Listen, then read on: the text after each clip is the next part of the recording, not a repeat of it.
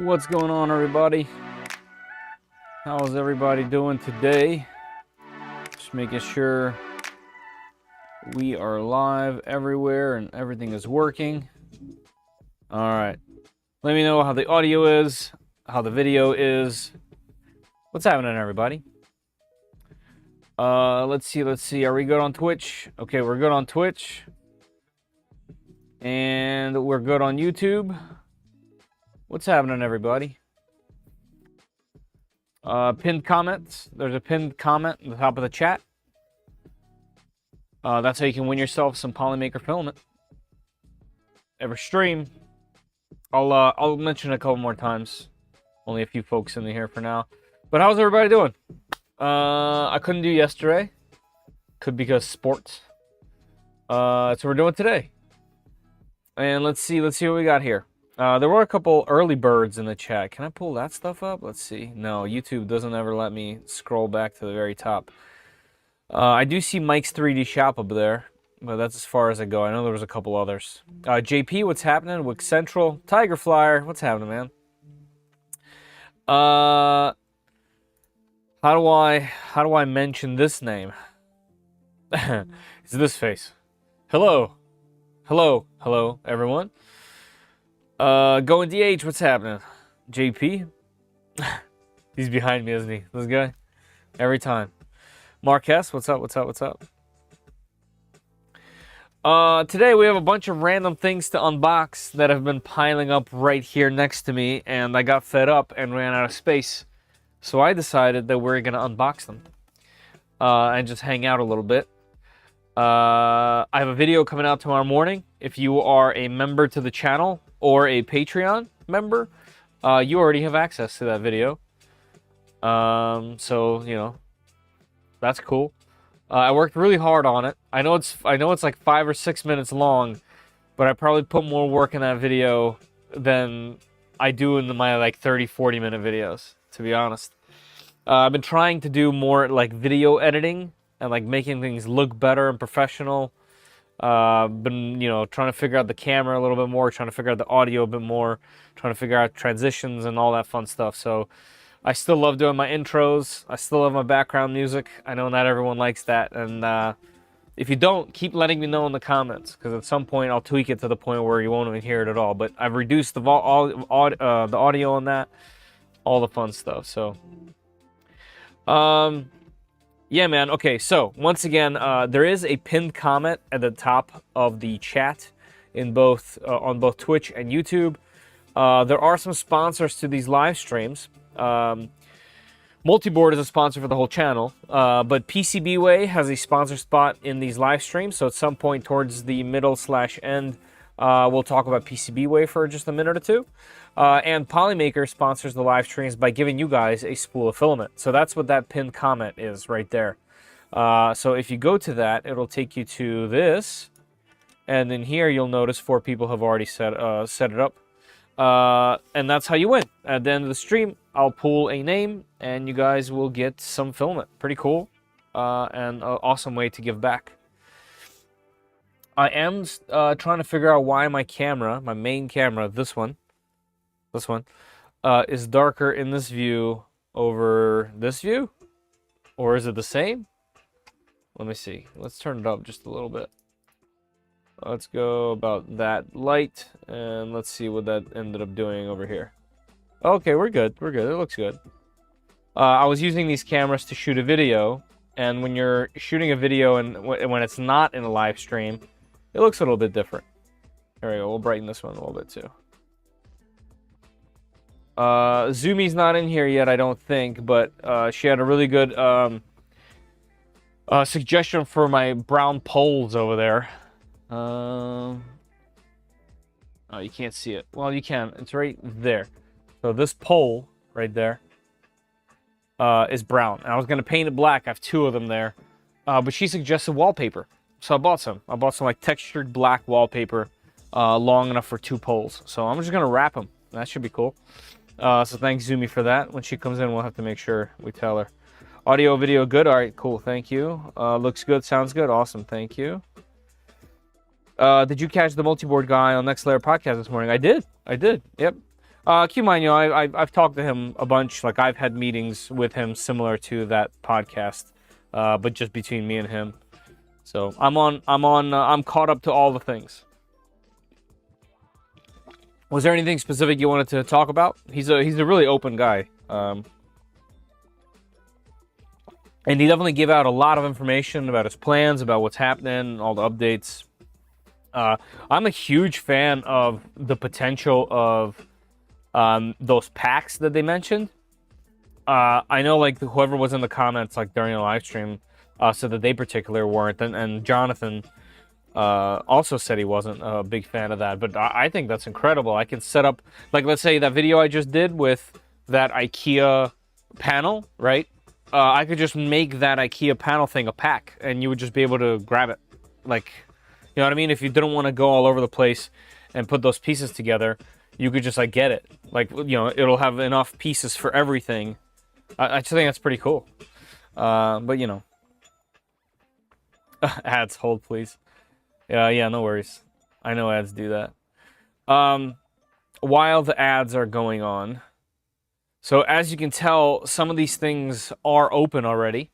I began to open some, and then I was like, oh wait, this will be fun to do. Just hang around and open and talk. So what I'll do is we'll just talk about them. I'll showcase some things. We'll go on their website, take a look. I have links for all of this stuff down in the description. So if you guys want any of this stuff or are interested in shopping around, that type of thing, this is what we do.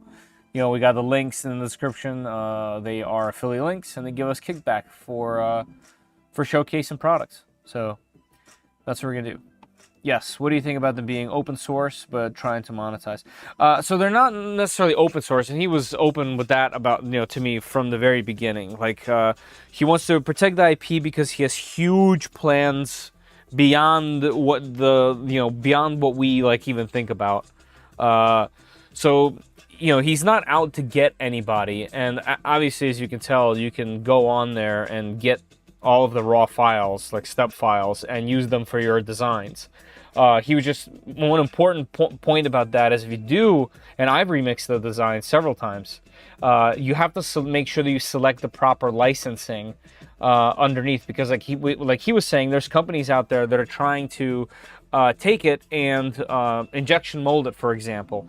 And if you have a remix of it, they can just take the remix underneath because you're using theirs. So he said, make sure that you use the license because it helps protect everybody, protects the whole community against companies like that. So I thought that was pretty cool.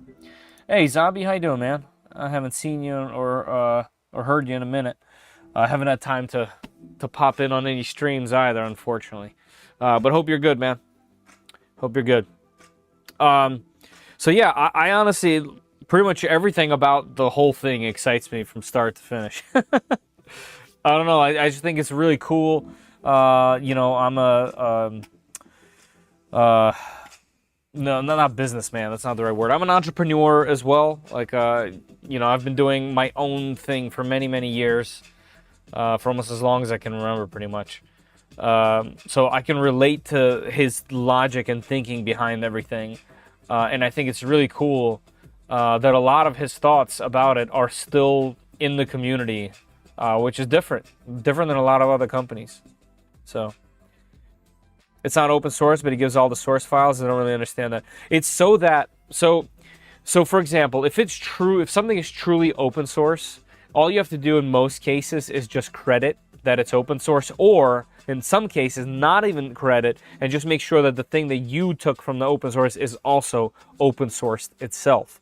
Right? So that means that you can just take multiboard and sell it as multiboard. And that's the part that he doesn't want.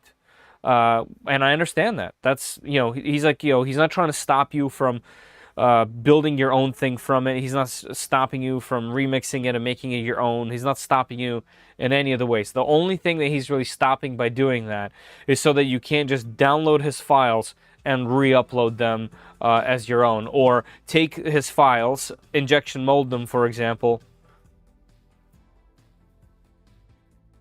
Zoom out, there you go. You can take his files, injection mold them, and then sell them as your own. That's the thing that he's protecting.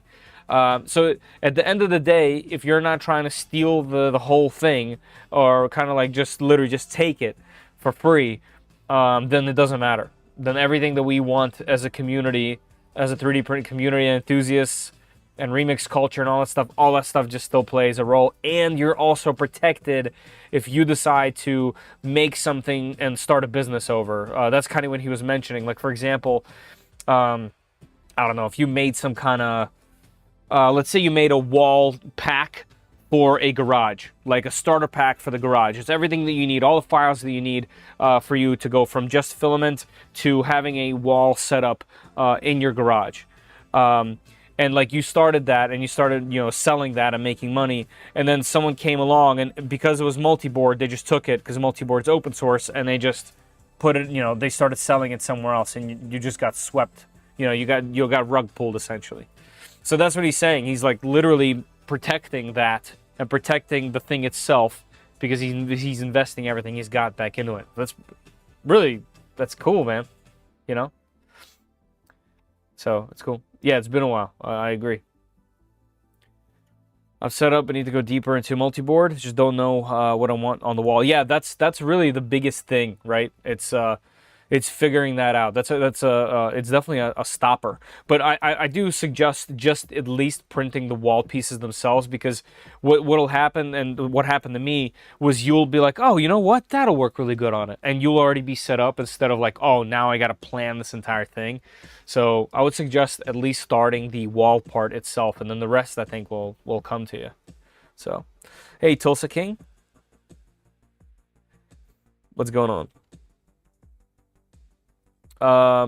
I misunderstood it. What a great degree. To a great degree. Do with it as you want, but you can't make money off of it. No. So you can make money with it, but you can't make money by selling the thing itself. Another just quick example of what he means is like the original Ender 3, right? Completely open source. That's why there was companies that just put their own logo on it and sold it as an Ender 3 and made money off of it. That's open source. So in this case, he doesn't want people to take multi-board files and name them multi-wall and sell them under multi-wall, because they didn't make anything, they didn't add anything, they didn't do anything, they just took it. So that's the main thing. Nice. Cool. I'm doing great. I'm doing great. I have a bunch of cool stuff to open. You already see what we got from Minchin over here, so I'm excited to jump in. So I think we'll do that. Give me 1 second. I, for some reason, out of nowhere, have a running nose, so I'm going to mute, blow my nose. I'll be right back.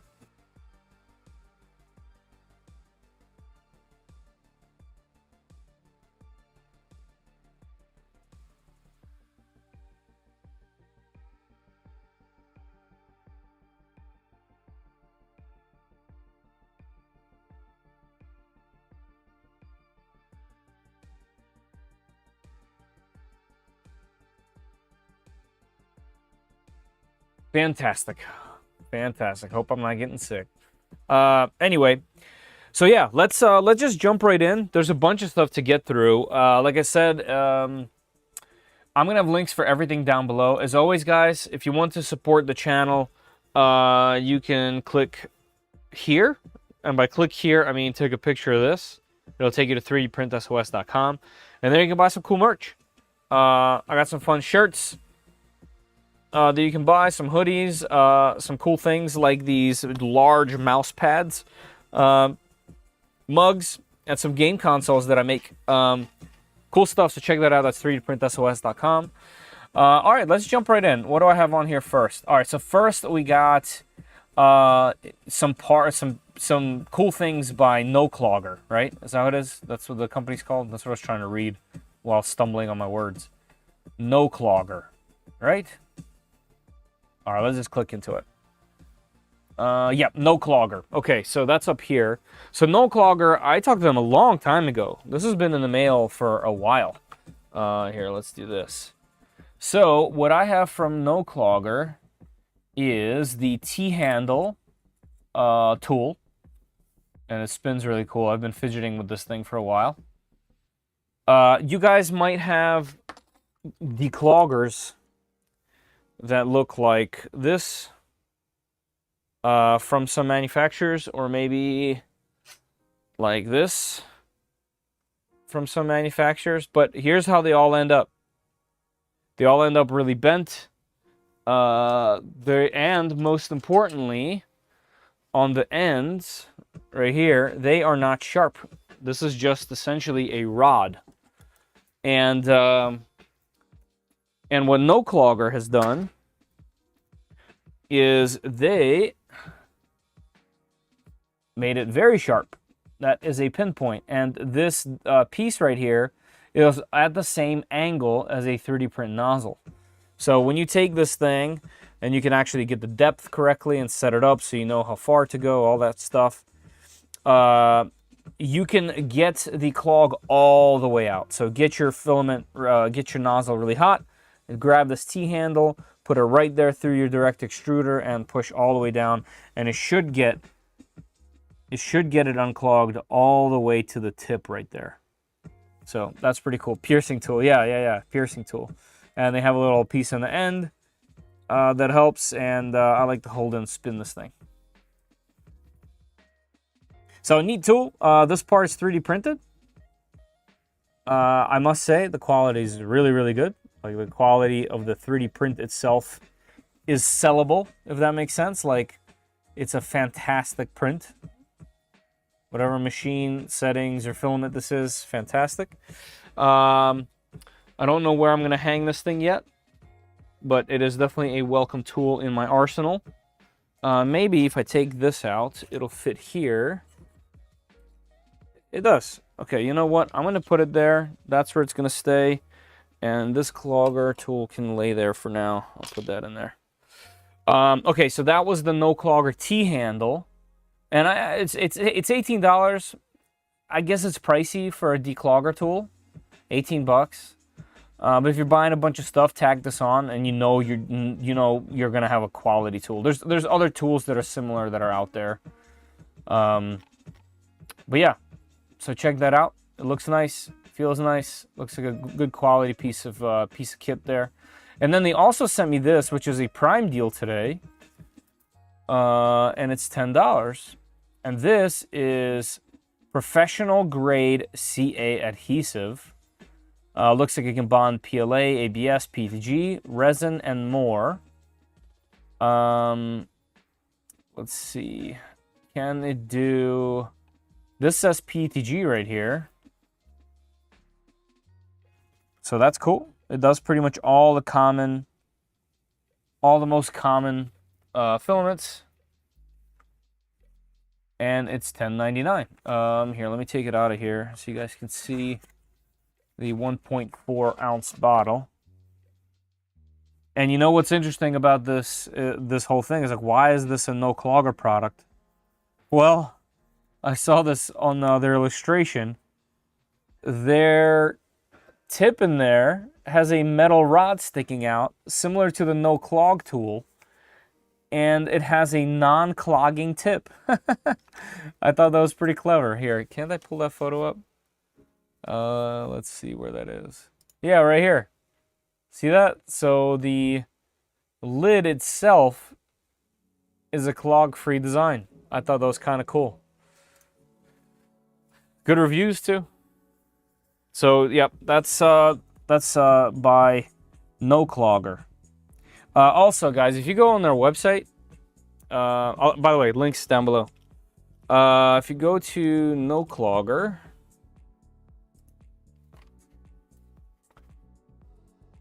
they say a bunch of videos, Courtney using it. That's cool. Oh, look at that. You can even use it on Bowden. They are made in the USA. So, by the USA, from the USA. Happy birthday, America, for 4th of July. Cool. No-Clogger, thank you for sending me this stuff. I'm definitely going to put it to good use. As you guys see, I've already added the No-Clogger tool to my main toolkit in front of my machines. So they'll probably make it to some videos as well. And the CA glue is definitely welcome. I use CA glue all the time. So we will add that to my glue collection over here and expand on that. So thank you. All right, next up, actually, before we get into this light, next up is this. This was interesting. I didn't really expect this. But YouTube sent me a what do you call this? A sweater. YouTube sent me a sweater for being in their partner program. I thought that was kind of cool. I didn't know they do that kind of stuff. I don't really see anybody wearing any kind of YouTube gear. Have you guys ever seen that anywhere? Like, I haven't. But check this out. I thought that was cool. It's a embroidered YouTube sweater. Perfect for summertime. But yeah, I thought that was kind of cool. Like I said, I've never seen anybody wearing YouTube merch. Maybe I'll throw it on our buddy over here. Here, maybe it gets cold down here. There we go. Let's see how it looks. Yep. Looks like it runs a little large, so it might even fit me. Kind of cool. Oh, there we go. Now we can just see it right there. All right, next up.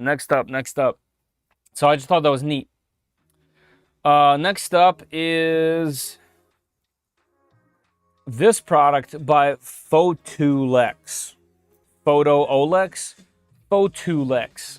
So I was perusing the internet for these type of lights. And my hope with this is to, once again, like I mentioned earlier, I've been trying really hard to level up my video skills, like the actual video parts, make everything look better, higher quality. You know, I have some really good equipment to do that with. So that's kind of been the plan. And that's where this comes in. So this light, this is the B320S. And this light is USB-C, chargeable. It has a little OLED screen right there. right there. And it has a bunch of different modes. So we hit this for mode, change it from doing things, and it tells you in text what this is. So this is the chase slow. Here we have just colors. This is just white, and you can rotate this for temperature. So that's pretty good. And then you click the center button, and now we're doing the amount of light. So 2 adjustments. Let's hit mode here. This is just full RGB, I believe. Oh, this is, I'm controlling saturation here, but let's see how this is. So that was saturation. Let's hit this. This is the amount of light. So let's go back to 100% light. And yeah, so there you go. This is an actual RGB mode. So as you spin, you get a color code there, and it changes the actual color. And there's, as you can tell, quite a lot. There we go. So we can go through the entire range. So if you needed to set something up for a shot, like let's say we're doing this, you could set this up somewhere off shot like that, and now you have this nice hue for your shoot. You know what I mean? You can light things up, like for example, whoops, pushed it with my finger. You can set things up like this. Let's say we're doing this shot. Let's hit mode. Here we go. So now I can do this type of thing and light myself and light other things, light up 3D printers, put this inside of a machine, so I can show you guys something closer. Lots of different ways to adjust this thing, put it on tripods, charges with a USB-C. There's also other modes. Where is the... Let's see, hold on. There was one other mode that was like... Is it this? No. It's gotta be this way. That's chase. Ah, here we go. It's this. So we got chase fast, fireworks. You know what? Let's do this so you can see what it actually does over here. We got fireworks. We got fireworks 2. Fireworks 3. And this would be like this. So you can't see the actual beam. Then we have club. Club 2, romantic, nice little romantic light, just a flash, flash fast. This makes it look like a TV screen. Let's see if it does. Yeah, I kind of like that. Look at that glow. Nice, that looks good on those boxes. We got candle, flame, flame 2. That looks good. We got the classic police, ambulance, fire truck, strobe lights 2, 3, and back to chase. So pretty much everything under the sun that you can think of is on here. Hit the switch, bada bing, bada boom. It's diffused. Awesome light. There is a controller somewhere in here. They give you a carrying case. Yep, there's one of these typical LED controllers. So if you have this thing set up or mounted or hanging somewhere, you can just use the remote. The other thing that I found neat, let me take all these accessories. Where's the magnet mount? To mount a magnetic. That's a good point. That's what's missing. We need a magnet mount, guys. This is really cool though. Oh, what's this? Oh, there's a wire in the right, USB-C. This is cool too. There's also a diffuser in here. And when you slip this light in there, controls still face you. But check this out. So essentially, if I turn this on now,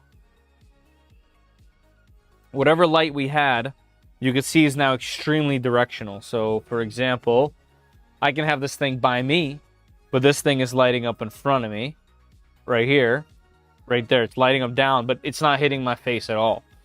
So kind of this idea. So you can aim it. You can aim it at a complete, like you can aim it at an actual thing, like this, for example. It's only lighting up the boxes and nothing else in this particular example. So another really useful thing, just right in there, and it works with the legs and everything. So only $35 for this much light. I can't even tell you guys. I can't even tell you how much I would have paid for something like this. I don't know, 3-4 years ago even. If 5 years ago, unheard of. This would be probably hundreds of dollars easily. Obviously, this isn't that large. How big are these things? How tall, rather? 12.8 inches. But yeah, so the reason why I included this in here, obviously this isn't for 3D printer specifically, but this is a studio upgrade. Just like when ObsBot sent me the camera, I included it. You're probably going to see this actually in a bunch of my upcoming, you know, whether it's even in live stream in the back or a bunch of my videos. So if you guys notice specifically something that has to do with lights, it's gonna probably be this thing. All right. So that is the Photulex RGB light wand. Cool product. Hopefully I get to check out a couple more of their products because they have some neat stuff. And you get a carrying case that you can just toss everything in. Easy to travel with. Put this in your camera bag and you're set. So we'll put it right there for now just to continue to clutter my space. All right, the next three things are much larger and more directly related to 3D printing. It says it has it? Oh, let's see. Am I missing it? Let's see. Is it in here somewhere?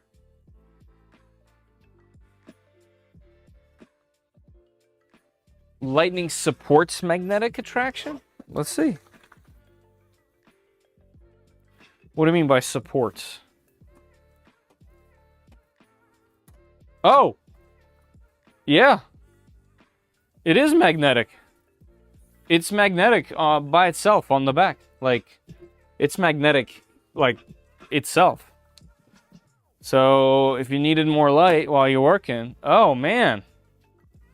That's great. Look at that. That's pretty cool. Okay. I don't think I have any machines that have steel exteriors anymore. Yeah, this thing does. The AD5X. Can you guys see it on the floor down there? The AD5X does, but I was gonna just stick to it to see what it looks like. But yeah, that's great. So totally functional light. Magnetic. Works really cool. That's nice. Thank you for showing that, Tulsa. That is really, really handy, actually. The battery, by the way, is a 5200 mAh battery. That's quite a lot. So this thing should last for a long time on a single charge, too. So good to know. You can imagine throwing this on a pod, kind of like this, and how much space this would save over the kind of lights that I have now. The space saving is crazy. So here, let's turn this on. Put these legs down. Let's see how much this light. Oh yeah, I mean it's, and you can make it directional and just have it point to a side.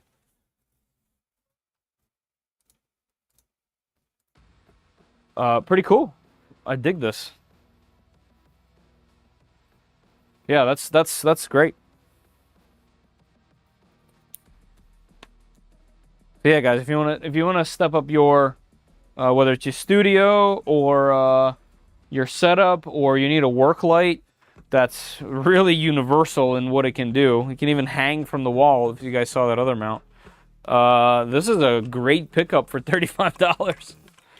So, hey, 3D Print Shack, what's happening? Cool. All right, let's move on. So for the next one, I'll need you guys to let me know what you wish to see here, unless we already have. Oh, it looks like the Minchin one is next, so we'll get right onto it. All right, so let's go to the next thing that we got. The next thing that we got is this. This is a heat press from Minchin, and I thought this was neat. So Minchin's the company that used to do those cameras that look like dogs. I gave one away, and the other one I have somewhere still, I think, unless I also gave that one away. I don't remember. But yeah, so this is a heat insert tool for those folks that don't want to source them themselves. There's a lot of these things out right now. You guys probably already know this. They're all over the place. There's even some that are all 3D printed, which is nice. But you know, you can't. The quality of having actual metal parts and extrusions is obviously gonna be king. So let's throw this together and see what it's like. I actually have a Death Racer build coming up, and I have to do a lot of heat inserts. So let's see what this is like.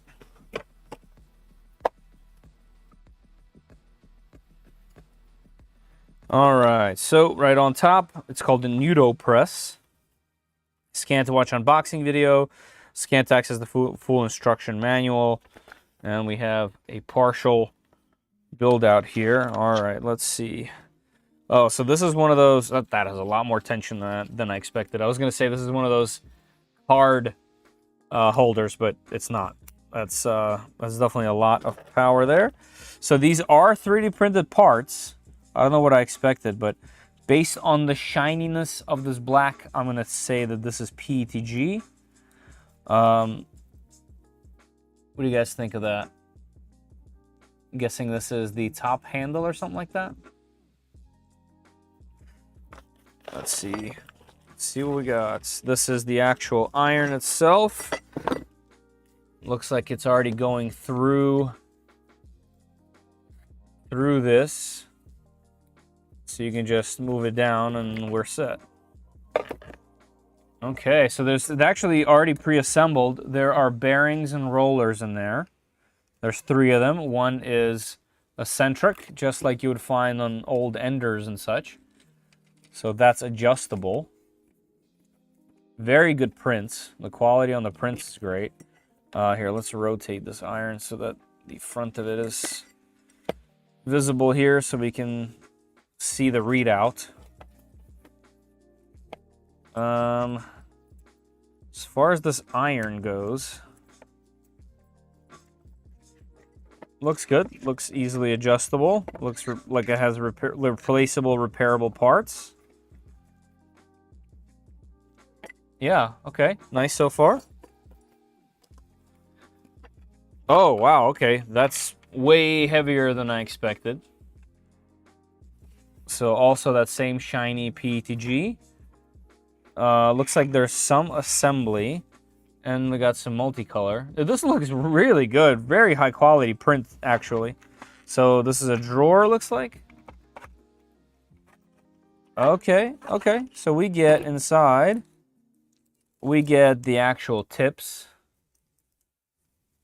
We have, I don't know how many this is, but it looks like maybe 20-ish. M3 inserts. We have the regular soldering temp in case you wanted to use this as a soldering iron. We have some hardware. I'm guessing this hardware is to put this together. These are some kind of wire clips for wire management. Oh, I see. Okay, yep. Double-sided tape for that. We have some tools. And we have 2 sets of tweezers, which is very welcome, considering I really like these with the angle. That's what I've been using myself. Nice. Both sets of tweezers. That's great. And tools. I can dig that. And finally, we have our little 2020 extrusion. What do you guys think of this? Would you want to, let me know in the chat, would you guys want to build one of these things or print one? Nice. I mean, this looks really, really well printed and put together, actually. This piece right here is very clearly like 100 or close. Unless there's actual metal in there, like for weight. Oh, that's what those holes are. You can put your these things on there. It's heavy. It's really heavy. Is that what this is for? Let's see. Are they different? Maybe. Aha. One. Oh, you know what? We should probably put them in order. Yeah. Is there 6 of them? There is. Okay, let me see. So we got the tiniest one will go here. And then one larger go here. One more again. Yep. Then even more. Mention if you're watching this, one more level up from this would be to put a numerical like letters on here, like what this is. M3, M4, M5, whatever it is. Would be really easy to do since you're doing multi-printing and multicolor printing there anyway. And it would kind of level it up even more. Oh yeah, this looks great. There's already threads in the plastic there, it feels like. Nice, okay. So that's where those go. This is a thread on both sides. Yep, nice threaded piece. So we can just slip that in there. It goes in, and looks like they leave us room for single bolt. Let's put that together real quick. Whoops. Too big.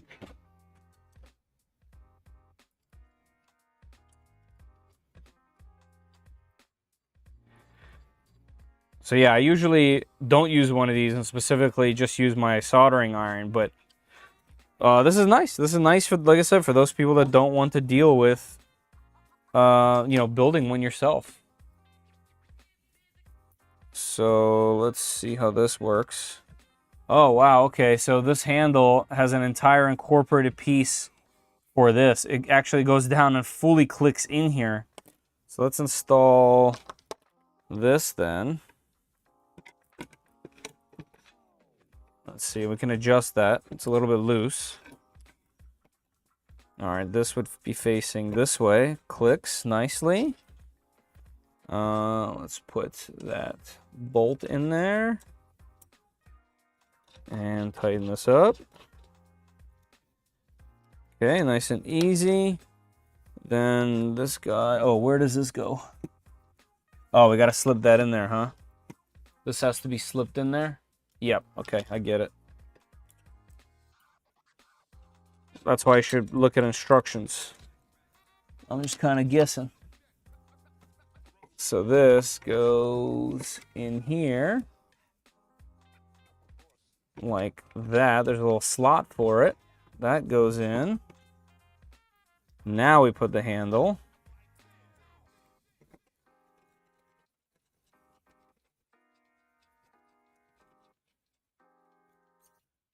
There we go.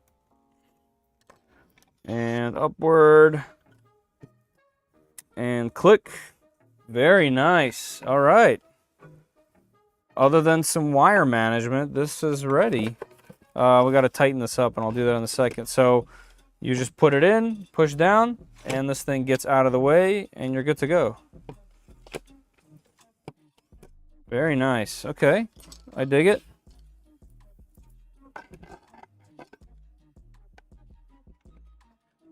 Let's see how this is meant to be done. All right, so right here, there's a little spot for wire management. So let's do one of those. Put the double-sided tape on here first. And then like this.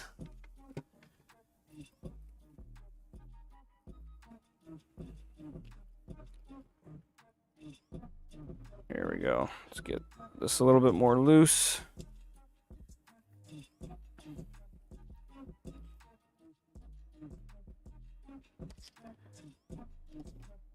And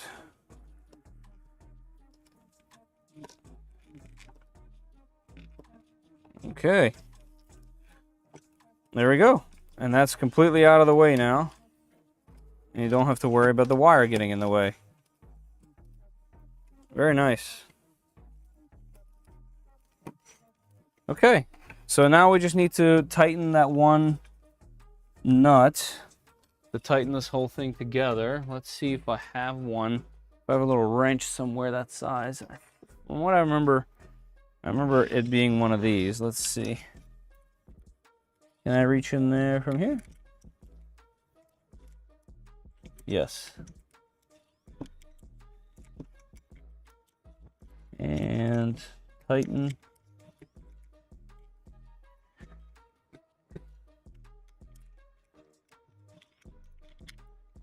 All right, hold on. I gotta lay this thing down.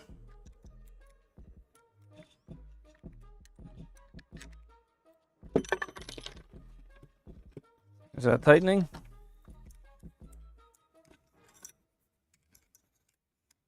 What size wrench is this? Here we go, like that. Tighten. And tighten.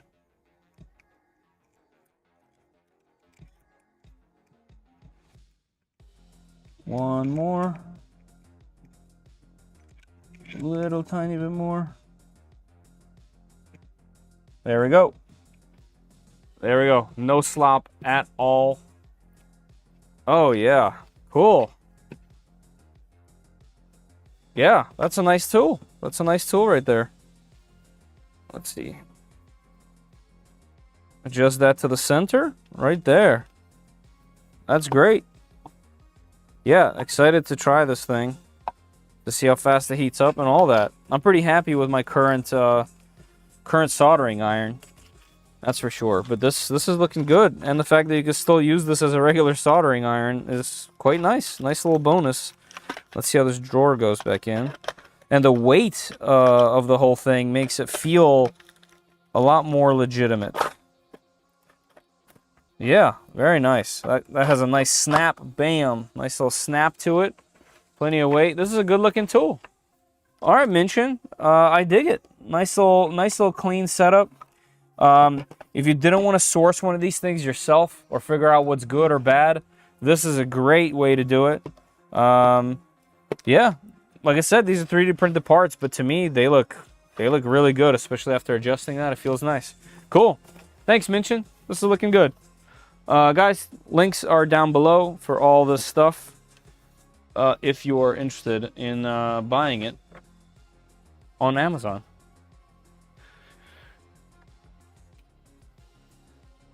All right, y'all, let's get to the next one. Let's see, is there anything else I need in here? Adapter, no. Looks like you can install that other wire management tool right here. And that kind of gives you, so that this is completely out of the way. Actually, let me do that real quick before I put this thing away. One thing I gotta say is this is a very, very short cable. And you're almost definitely going to have to use an extension cord 100%. Like, unless you have a plug directly where you're using this thing. Which I doubt. That's not a thing.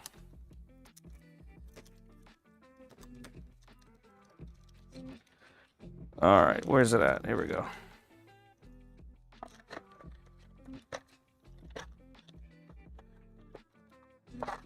Throw that in there. Okay.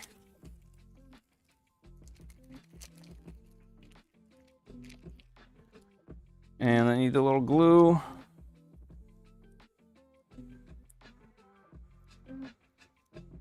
Yeah, definitely don't like how short the cable is.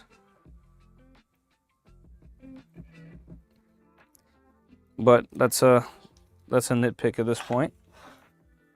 All right, let's stick that into the recess that's designed for this.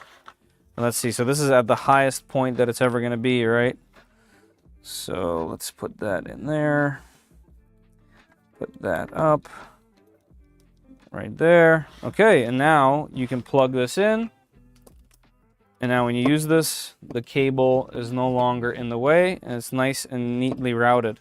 I dig the setup. It's cleaner than I expected it to be. I thought this was going to be just kind of a mosh podge of stuff, but no, it's very nice actually. And how can this come out? Yeah, if I really wanted to, I can loosen that bolt and take that out. Very nice. This whole thing unscrews, yeah. Yeah, excited to use it. I'll be using it for that build. All right, next up. We have something from FlashForge. Let's see. This kind of has to go over here somewhere.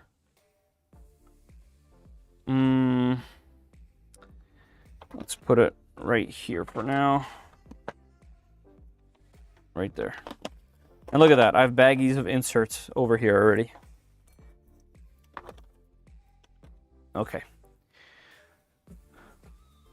So, from FlashForge, we have this box, and this is when I realized I need to probably do a video or a live stream instead of just opening it whenever I felt like it, because they sent me all of the upgrades you need for the AD5X. I have the early model of the AD5X to bring it up to speed. So this is the AD5X rewind spools. And I'll show you guys what I have now in comparison to this. Hey, Nitro. React to YouTube? What do you mean? Is my YouTube not working? Oh, hey, my YouTube chat was not working at all. Okay. Whoever said that before I clicked this, thank you very much. I didn't see any of this. All right, hold on. Let me catch up before I go into the next one. Oh, man. Yeah, my chat was frozen, guys. Wow.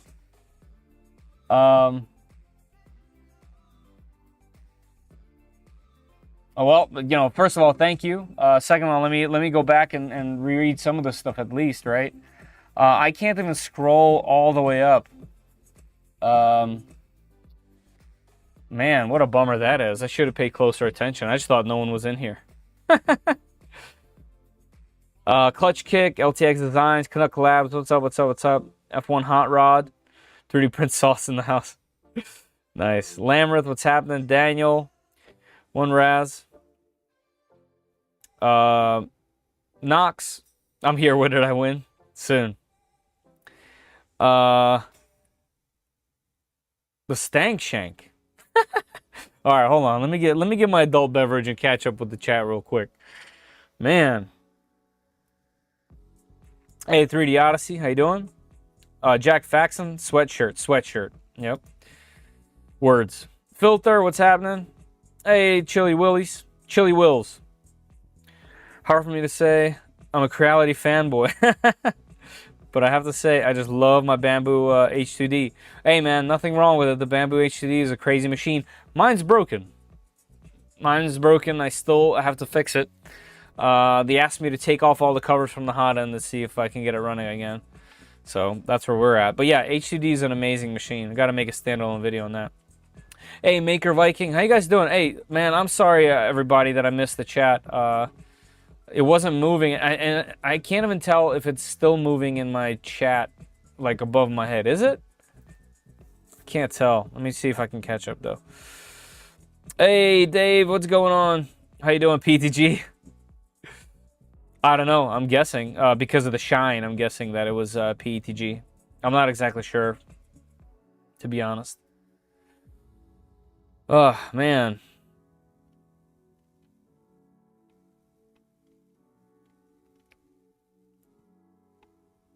Already printed and built Stealth Press in PA6.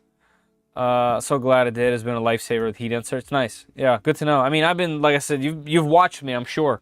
I have my little Zoomy vise, and I've just been, using that.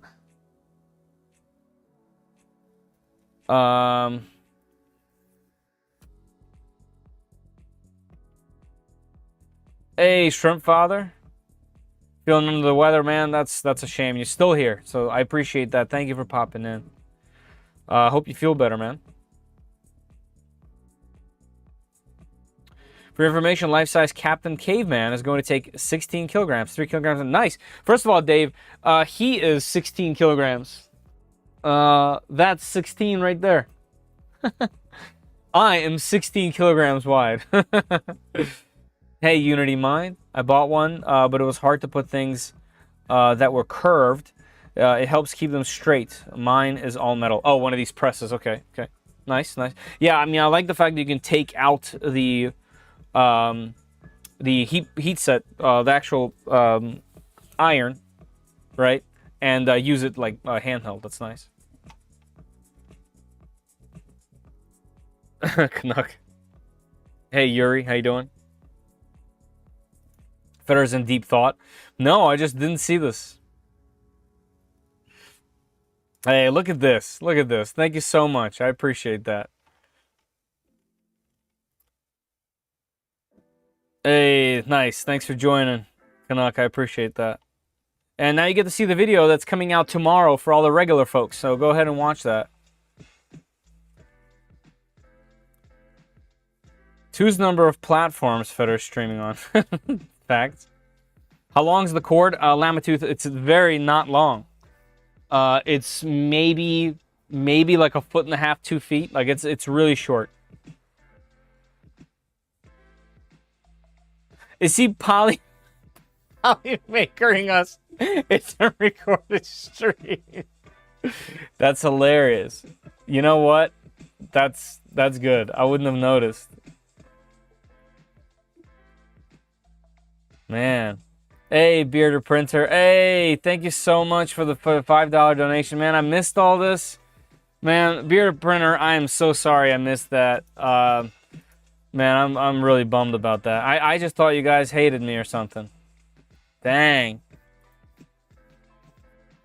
So what's up with the... Why is my chat... And my chat just loaded up again. Why is it not working? Man, okay, I'm halfway down, though. Bearder, we're trying to determine if Fetter's real or video right now. He won't react to donuts and memberships. Or maybe he's just twitching and forgot about YouTubers. No. Chat only shows Twitch. Yes, there we go. You guys are catching up. Oh, man, you're doing... That's hilarious. The chat right now is doing some detective work to figure out if I'm recorded or not. Let me try him on Twitch. His on-screen chat is showing only Twitch. Looks locked up. Yes, that's hilarious. Better, YouTube is missing you. You're getting a bunch of comments on YouTube. I go back. Going back to my domain. Oh my god, that's hilarious. Does that happen on Twitch as well? Videos sooner or subs? No, not yet. I don't know how to do that. If that's a thing that I can do, I'll have it done. But I don't know how to do that yet. So definitely YouTube memberships or Patreon early videos for now. Makes sense now. Guess he's real after all. Bro streamer. We still like you. Yeah, right. Oh my god. Time to give up. No. HD's working great. Nice. I was trying to figure out if HDD is worth it over the K2 Plus. Man, that's a tough question. They're both really good machines. The only real thing the H2D is just going to do better regardless is if you're switching between two colors, you're just not going to need to poop at all. Whereas the K2 Plus will continuously poop every single layer. Otherwise, they're pretty comparable in almost every single aspect. So you gotta think about that. If waste is a thing that really bothers you, then the H2D is your only answer, really. Or if you want Clipper, the K2 Plus. Although we all know Clipper's still not wide open on the K2 Plus. I'm running a 96-hour multicolor print with hundreds of filament changes on the K1 Max with CFS. And it's been running flawlessly with Elegoo Rapid PLA. Mark, that's awesome. Please post your progress on Discord. I want to see this. 96 hours is serious, and your CFS is gonna fill that inside area. I want to see this, please. So definitely share that. I was thinking I'd get the Cheaty Plus 4 with the Cheaty box, but they messed up the box release. I just saw it available today, and I wish I had the box like ahead of time so I can show it off, but I know nothing about it. I subbed but didn't see it pop up. Man, I really messed up, guys. Still not sold it. This is not pre-recorded video. He planned this so well. Oh my god. That's hilarious. Oh, nice. Okay. Connecting the dots. You're a man of many names. If you're a man. Wow. What's the best Core XY under $500 you can get right now that won't take a month and will print ABS? Under 500 is tough. I would say... Does size matter for the machine? I would say Cheaty Tech Q1 Pro, because it has a heater and a hot end that can go pretty hot. Everything's automated. However, so I don't have Elegoo's Centauri Carbon, so I can't recommend it just because I don't have one. But other people have said it's great. I do, however, have the Anycubic Cobra S1 combo, and that has been really good. I also have the AD5X, which is also good, but that one is not fully enclosed. You can enclose it, but it's going to cause you some trouble to try to enclose it. Man, the A1. Oh, you said Core X1. What would I get for under $500? How much is the current K1C? I would look at the K1C, because you can always upgrade that thing with a CFS. I would look at the Anycubic Cobra S1. What else do I have in studio that's around that price? What about back there? I'm not gonna go back there right now. Yeah, I would stick with those for now. Those brands. Under 500. I don't know if the P1S is under 500. I don't think it is. So. That cooler looked like a V8 calendar cylinder block. Yeah. It was great. Yes, it was. It was. As soon as I saw it, I'm like, all right, I gotta print this, and I made it as a gift for somebody, and they loved it. So I'm really happy with it. My KG Plus has been great. Currently working on a cheaper fix for the taco bed. Yeah, there is some bed issues people are having. On Discord, but I don't have this set up yet. I'm on it. Nice. Cool. Easy to set up and worth it. It's a really great place to be and hang out. There's so many different channels you can be a part of, and it's almost like I don't know how old you are, but back in the day, IRC or things like that, where you just like go in a chat room, but they're specific to really specific categories, like like this channel, for example. So it's pretty good. K1 Max will pause at halfway during CFS and throw a warning and clean under the bread. Really? I've never printed, I guess, enough for that to happen. That's interesting. Good to know. Thanks, Dave. No information on it. Not even a video from Chitty. From the is it called Q1 Pro? What is it called? Oh, you mean about the box? Oh, yeah. Yeah, I mean, listen, I've been asking them for a unit since the moment it was mentioned. And I don't have one. And I don't know if anyone else has one or is under NDA or whatever it is. But yeah, as soon as I can get my hands on it to show it off, I will. HUD for life, I have 2 of them. Needs a separate breaker for each. Yeah, they are power hungry machines for sure. So 150 on Z, it pauses. Nice. That's really good to know. That's cool. FlashForge 5M Pro. Yeah, I mean, I have the original 85M and the 5X, so I've never had the Pro that's enclosed. I don't even know how much it is, to be honest, Tulsa King, but both those machines are pretty good machines, so I'm assuming the Pro is right up there with it. Yeah, Centauri Carbon, like I said, a lot of people really swear by this machine. It's $300. Doesn't have multicolor yet, right? It's like set up for it, but not quite set up.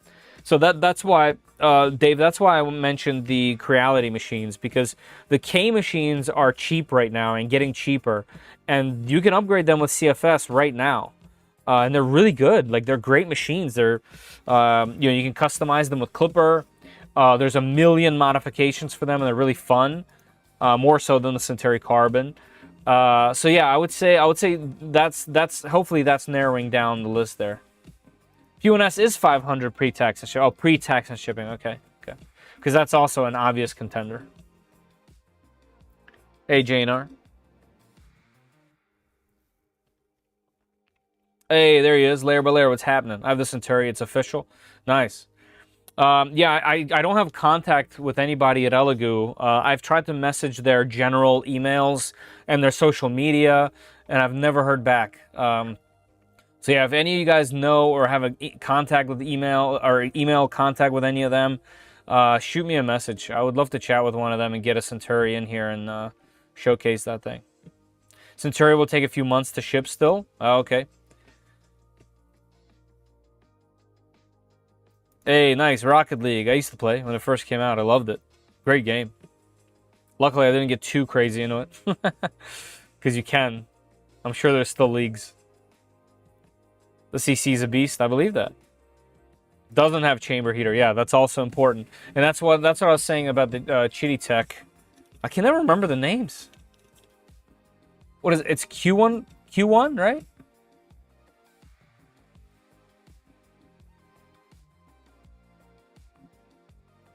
Let's see how much it is. Winners, Q1 Pro. How much is the Q1 Pro? There we go. 429. So, like I said, this does not have multicolor, and I don't think it will. It has a purge bucket in the back there. You can kind of see it right there. Oops, right there. But I don't know if this thing will ever, because it doesn't have a cutter, I don't think. So unless they make like a piece for it, but really good printer. I have this thing at the office. We use it all the time. It's great. 350C on the hot end, has a heater in there. This thing's good. This is a good machine. In stock, 430 bucks. Definitely a solid option right there. I'm still trying to catch up with chat, guys. I can't believe how much I missed, man. Yeah, Q1 Pro. It's even got. Yep, exactly. Hold on, I'm catching up. $499 for P1S, $399 for P1P. Ooh, at $399. No bamboo for me. Okay. Yep. Yeah. In that case, Chitty Tech runs Clipper. The right price. Yeah. Set up to print hot. I've printed plenty of hot things on it. PPSCF as well. It's good stuff.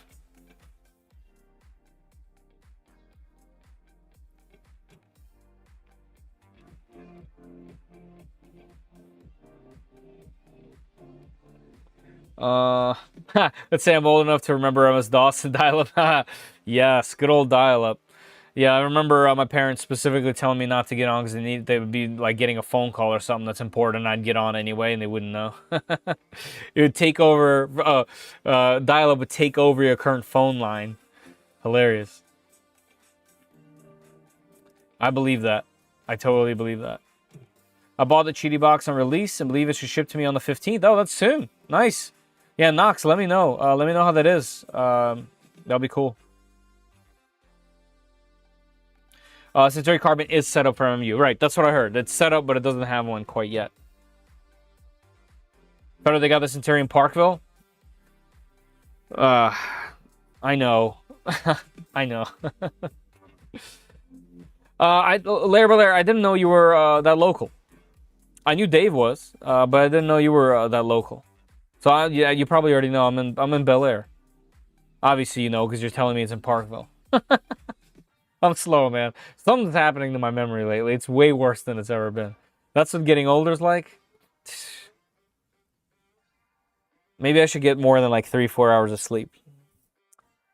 K-series are awesome machines, but they're Moders printers. The older ones suck. They did. All my K machines are older ones. K1C is great. Fixed a lot of issues with the original K1s. Yes, this. See, sometimes, occasionally, 3D&T knows what's up. I'm just playing, man. Hey, sissy.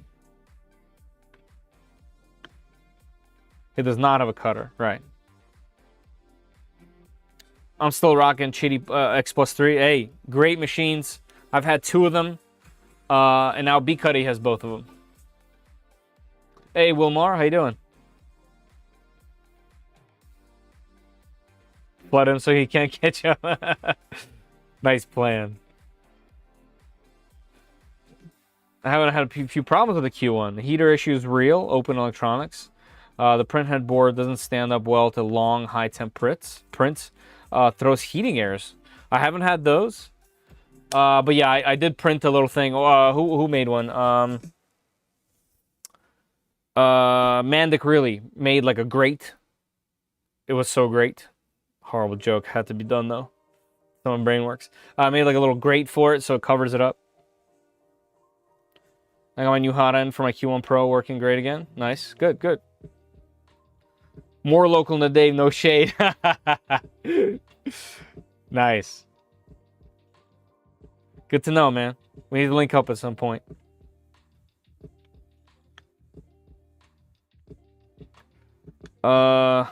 There any good third-party heater chambers? So I did have a company reach out to me that said that they have this awesome-looking heater. And I was like, yeah, send it over. And that was the last time I heard from them. I need to check in and see what happened, or they just got my address.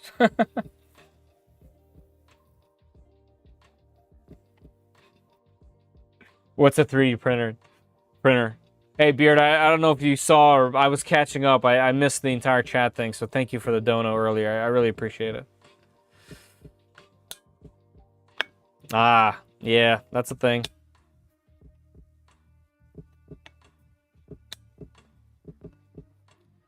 Hey, Federer just printed an Ice Dragon on the V3 Plus. Turned out perfect. Thank you so much. Nice. Cool. I did print some dragons on there. There might actually be a dragon file on there that's since then discontinued. Oh, right, you restored the machine. Yeah, I was going to say there's a sliced dragon like with wings that articulate. That file got removed by the original designer. But yeah, definitely a great machine. I loved it while I had it, man. So glad to hear that. Glad to hear that you're digging it too. Hey, Pez Liz, how you doing? Good to see you.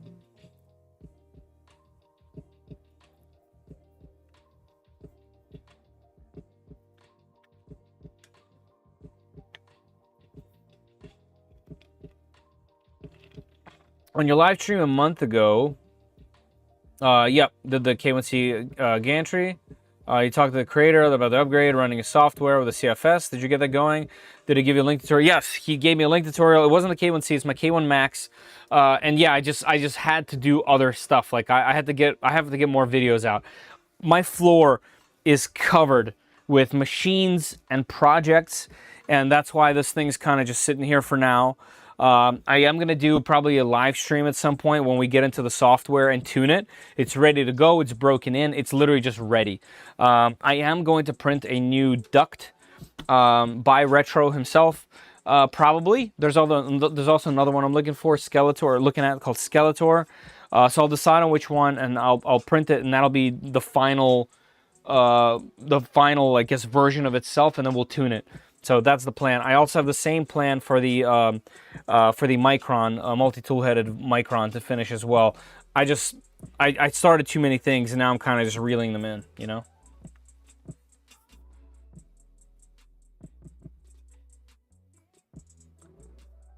Definitely just let me know next time you drop at Micro Center. Nice. Will do, man. You don't work there, do you? Maryland makers meet up at Micro Center. It's a good place to meet up. It is. Can you send me a link on Discord? To what? To the actual mod? To the CFS. Yes. Send me a message on Discord because I'm doing this live stream, so I won't now. But send me a message on Discord as a reminder to do it. If I don't get to it tonight, I'll get to it tomorrow. All right. Did you ever receive a Super Racer? Yes, Super Racer was one of the first machines I had from FL Sun. Loved it then. Still recommend it occasionally, depending on what you're looking for and depending on its price. Great machine. The V400 is kind of like better in every way, but it's really big, whereas the Super Racer was a little bit more compact. If you can get that thing for a good price, Great machine, and probably one of the best Bowden machines. What's the next build? The next build is probably going to be our Death Racer. The Death Racer has a bunch of really cool filament. It's probably one of the most expensive builds because I use PPS CF. Literally a $300 spool. I use some foaming TPU. All kinds of fun stuff on that one. So that's the next build. How's the Anycubic Cobra S1? A video comes out tomorrow that I did a project on it. So far, I'm digging it. Everything I've printed so far has been pretty decent. You'll see in the video, I kind of blame the filament, and because I haven't recreated the same issue yet, but I will be testing it more. Right now I'm comparing the Anycubic Cobra S1 combo with the AD5X. They're going head to head right now. So those are the ones I'll be printing with next for a video.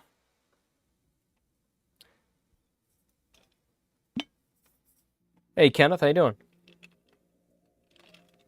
No, but I live close enough to MC for a ride bike down there. Oh, nice, cool.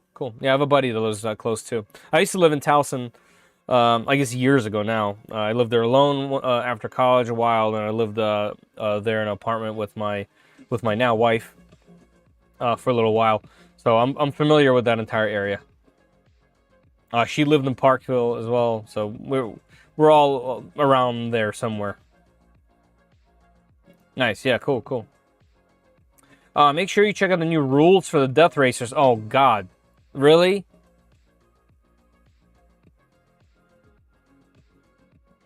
I blame Albie from West 3D. Is it Abel or Albie? Microsoft whispered to sales got psst. I heard you have the Centurions in the back. Nice. Those I'm looking at both to get my SVO weight, my Inertia 3 build. Nice. Albie. Okay, cool. Can you give me a little, like a micro update about what the new rules are?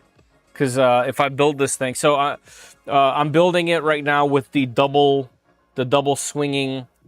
What are they called? I'm calling them like scoopers. And then nothing on the front, just this crazy TPU bumper thing. Nice. If you build the offset mods, you're still good. Oh, okay, good. So this is basically for modifying it yourself. A lot of mods to the rules because of Albie. Hey, was Albie the guy that made that ridiculously fast spinner with metal pieces? He put nozzles in there first at 3D Printopia, and it was destroying.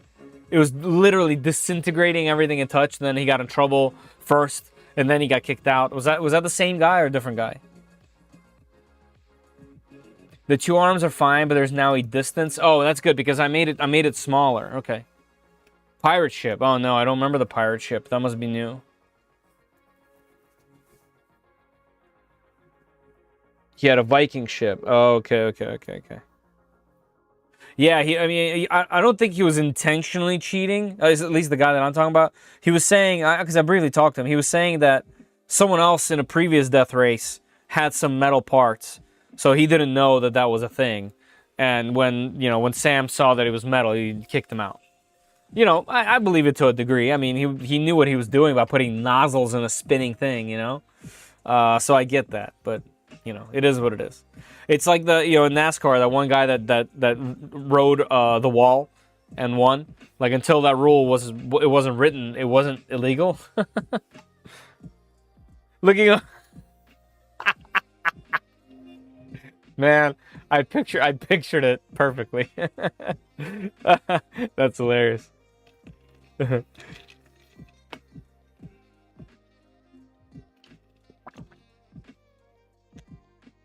me out of Murph with only 3 of us left. Oh man. Yeah, there you go. You know it. The wall ride, baby. All right.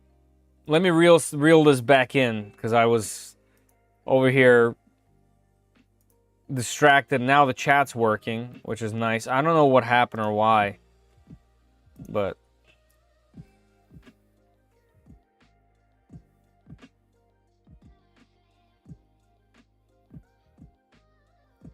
the other racer looked a little sus as well.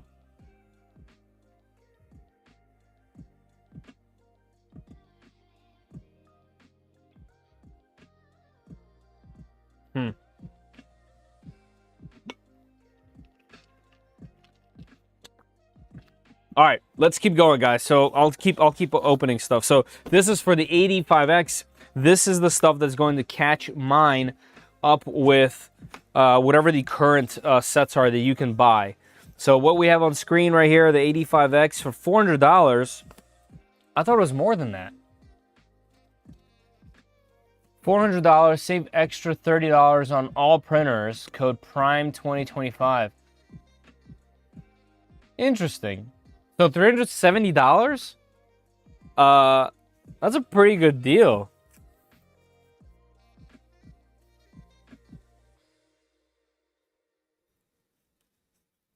My Al Bundy touchdown story. On one tread. Have you guys tried the single TPU print without the links in the tread on those things? I'm kind of thinking about doing it, but then I figured if one rips or breaks, it gets a good hit, or it gets like loose or something. I don't know. All right, so how to replace your nozzle. So we have a replacement nozzle. Let's check that out. Whoa, okay, where did this design come from? Also, whoops, something just fell out. This is crooked. Oh, that's because it's not installed. What the?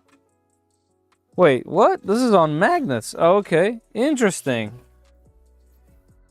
Let me show you guys. Let me get the mouse. I'll scam you. I did the links. Okay, so check out this hot end design. So first of all, we're all very familiar with this. Integrated nozzle. This is for the AD5X. But this part, this is magnetic, and when you open it, the nozzle comes out. Look at this. Look at that heat break. Interesting. This little window is pretty cool. So you put that in there. It looks like it sits between the magnets. And then you pop that on there. And they don't even touch. You see that? It doesn't even touch. The magnets kind of hover. And there's this little bracket to hold them together. Interesting. Whoops, I hit the camera. And what, these bolts go right here? Yeah, they do. So that's how you install that. Interesting. Okay, we'll have to check that out. I thought the hot end was the same as the AD5X, or as the AD5M, but looks like it's not. So, yeah, that's a cool setup. Hey, Quinn, man, how you doing? I'm doing good, good. Good to see you, man. Quick nozzle swap, yeah. All right, and then this. This is actually more important in my opinion. Can I remove one of these that doesn't have anything on it? Let's see. Yep, it just pops up, I think. Yes, okay. So this is their previous designed spool holder. I like this song. Well, let's keep it for intro, outro, right? This is their current design, and they have these 3D printed pieces with PTFE tubes, and this is supposed to help these things get in. I actually removed the rubber pieces that were on here. The whole point of this is when you start printing, there's a little spring in here and it holds the spool and springs this way and gives it just enough resistance. And when the spool needs to come back or the extruder is going back, this springs backward and that creates just enough rotation for there not to be slack anywhere, right? So kind of an interesting design, but at the same time, this thing is just a mess. The spools were falling off of this because it doesn't go all the way. The rubber was holding things too much and it was skipping. These things were a good idea, but in reality, these things did not work. They just didn't work. So this is their solution. This is the first time of me seeing them. So this looks very similar to, I'm guessing, the only one that we know that has this type of thing, Bamboo Lab. So let's see how this works. Okay, so this is all on these metal strips that go all the way through it. It's got rubber on the back to hold the actual spool. Nice. This goes pretty far in, so you're going to be able to hold a variety. And most importantly, so if this is this way, is there a spring? Ah, this way. So this way, it lets it spin. And this way, wow, there's quite a bit of spring in there. So 1 rotation, 2 rotation, 3 rotation, 4 rotation. Oh, wow, okay, so... Oh, okay, it's just 1, but then it just continuously spins. Ah, interesting. This is a significantly better design. Like, it's not even comparable. Must be society's fault that it didn't work. No, this was, yeah, this was a good design on paper. But yeah, these just get placed in the trash. So I'm very happy about these. They're numbered. Which are these numbered? Like, which one did I take off? Doesn't matter. Oh, it does matter because they spin in their own directions. Oh, and they're labeled there. Okay, cool. So let me take out number 4, and let's just put number 4 on there. Let's see how easy it is. Oh, that's so good. So good. I'm chucking this in the garbage. Should I make a video on this? No, I'm chucking this in the garbage. Okay, that's great. That's going to go on the machine before I print anything else on it.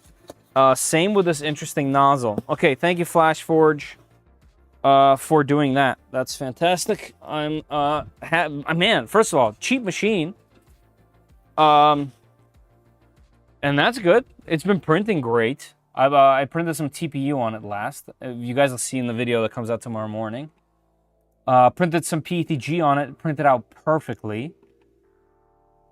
Shipped from July 25th. Yeah.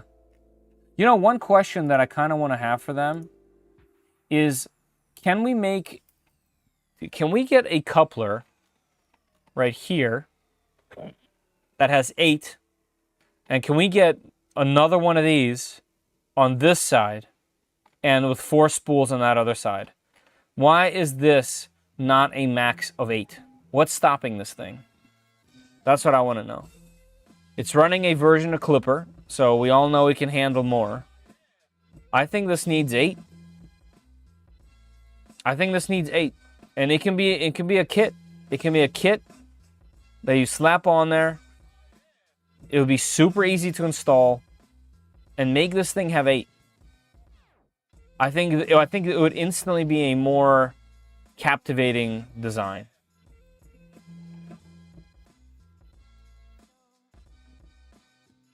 Low price, he's cheap when talking about quality of product. I don't think the AD5X is necessarily cheap in that case. It does feel cheaper than, let's say, the Cobra S1, for example. The Cobra S1 feels like a more premium machine, but the performance of the AD5X is right on par. For sure. Yeah, sell the filament feeder. Yeah, 100%. I think this should be a standalone product. I think they would make a bunch of money. It'd be easy to adapt technically. The way this is so simple. You'd need a filament sensor on the other end of this, but that's not a big deal. Anyway, I would love to see this thing have 8. Maybe I'll get another one of these things and do it myself.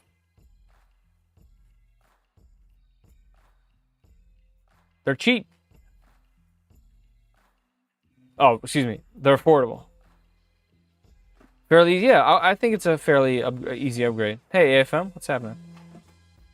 All right, y'all. Before we get into the next product here, and this is an important product. Oh. Hold on.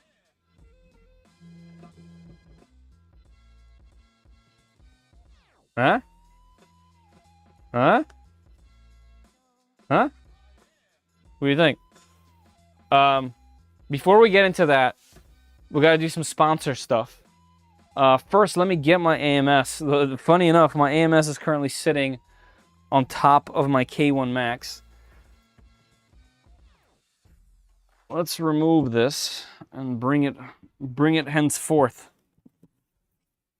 My dusty AMS. Wow, look at this. We get our closing and opening music twice out of hundreds of random MP3s. Look at that.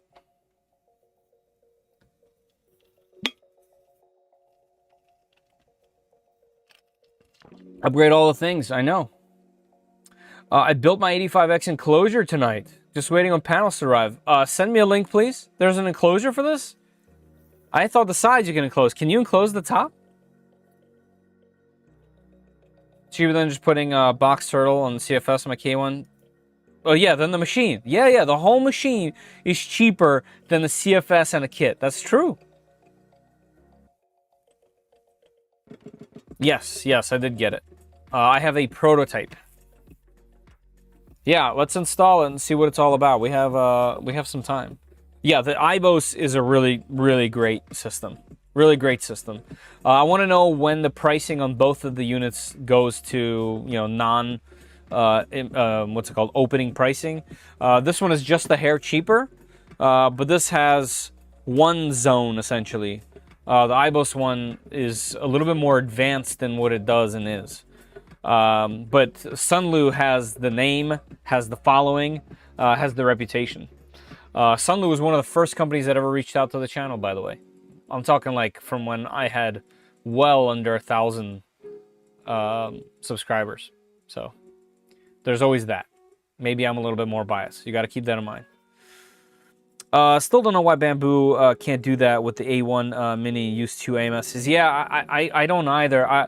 I think it has to do with power delivery. It probably can't power them both. Why not have an external power? I don't know. But it's probably something to do with that. It will get a lot messier with more AMS units, that's for sure. The level of disrespect.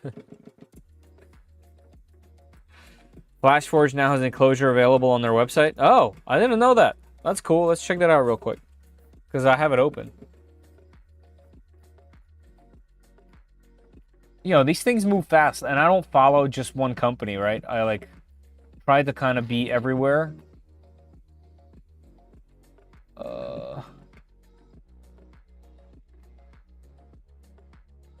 Go slower. IFS, good name, by the way.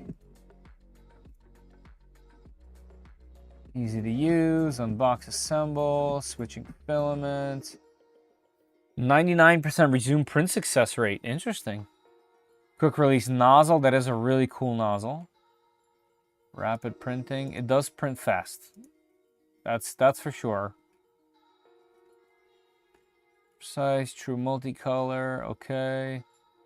Compatibility, compact design, packing list. Is it past reviews? Let's see.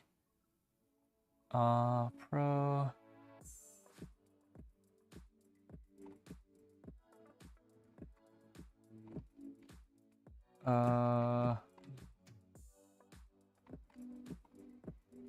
Donation campaign, that's great. Questions, newsletters. Download center. Top of page, accessories, okay.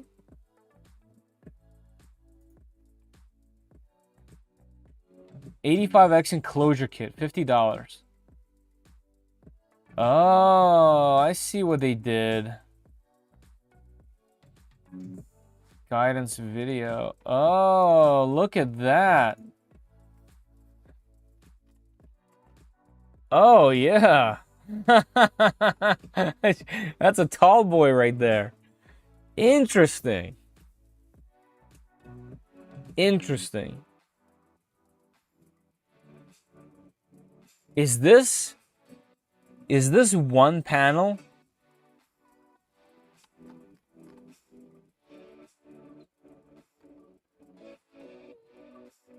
No, it can't be because the screen is here. There has to be a door there. That's cool.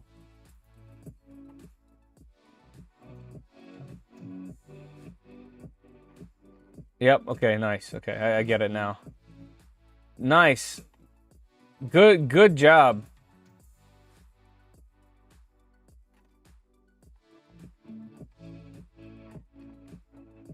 Need a lot of hardware, actually. That's kind of fun. You get to, like, customize it and make it your own, I guess, right? It's all 3D printed. And it gets you, like, a thing to build. Usually when you build something for a machine, you get a little bit more... You kind of fall in love with it a little bit more when you modify it. Obviously, if it works, right? If the modification works. But this seems like it's simple enough. Nice. That's good to know. Thank you guys for letting me know this stuff. Cool. I like it. But yeah, if you guys are interested in this machine, link down below. Obviously, it'll help the channel. Make it a delta size. Yeah, right.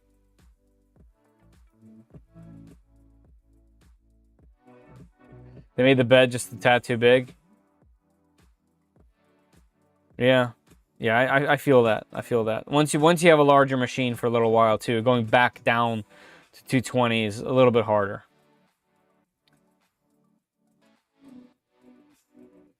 Cool. They made a top hat. Good day, my lady. That's hilarious. Yeah, I had no idea. I was wondering how they were going to solve that, but it looks like we know already. You have to see the picture on the wiki. Okay. Going. Was it accessories? This quick view? No, it wasn't quick view. It was view. And then here there was a wiki. 85X? Nope. Oh, where'd I go? Where is it? Where'd it go? Parts? Printer parts. Oh, wait, is it here somewhere?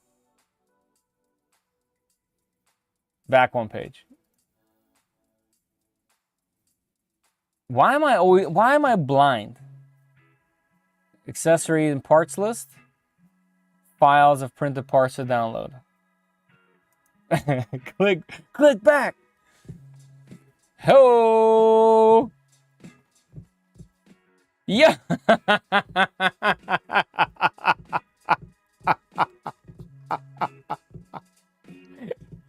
Yes.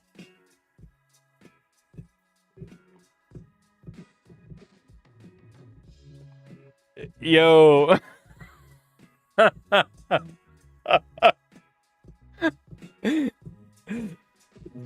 Yo, I want this.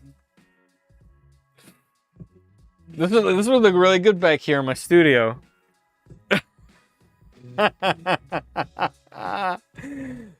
FlashForge, you're wild for this one. Oh my god. That's incredible. Can I, okay, here's the question. Can I just print the mushroom? Can I just print this and add it to the side of mine? That's fantastic. If you do not build that, I'm unsubbing.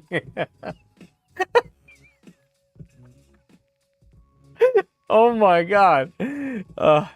Dave, thank you, man. I needed that laugh. That's ridiculous. You go definitely going down the rabbit hole. I'm crying. Oh my god. Phew. FlashForge. Oh my lord.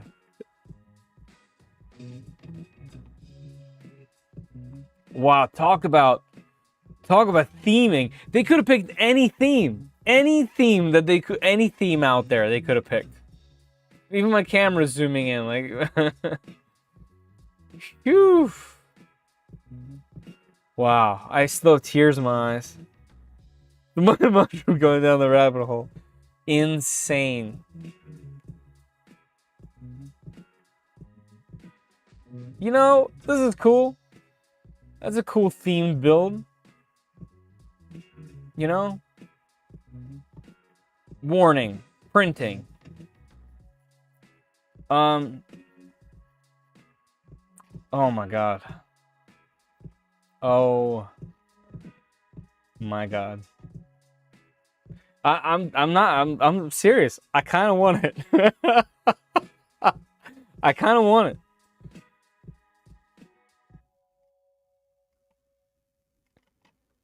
Wow. Ugh. It's too much. There's too many thoughts. Insane.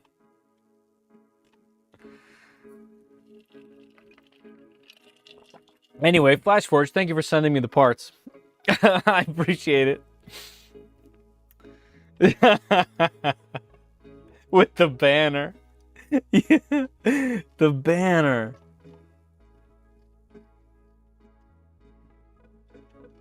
The banner. Incredible. I can't get over it. I don't even want to do anything else.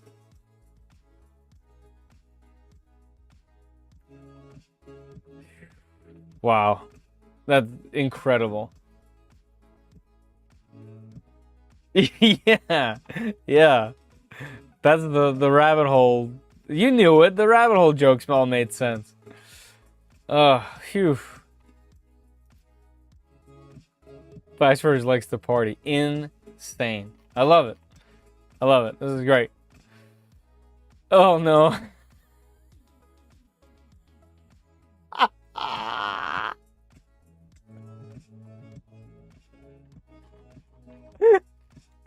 Yo. My boy GL Wang at 4:02 a.m. My boy GL Wang at FlashForge over there at 4:02 a.m. He's over here modeling. He's over.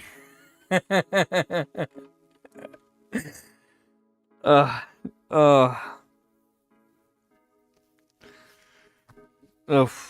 Wow. All right, and now that half the people left the live stream.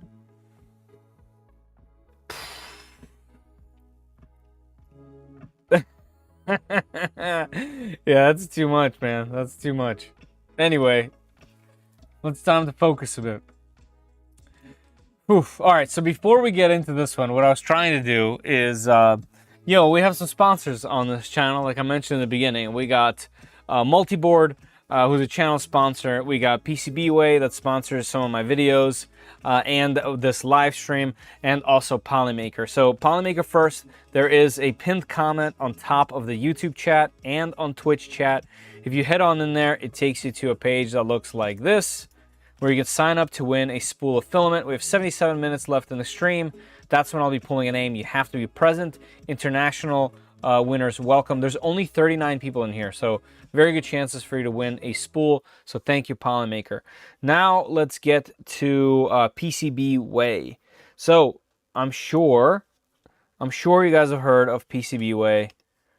Everyone has, I believe, at this point. Why did my music stop?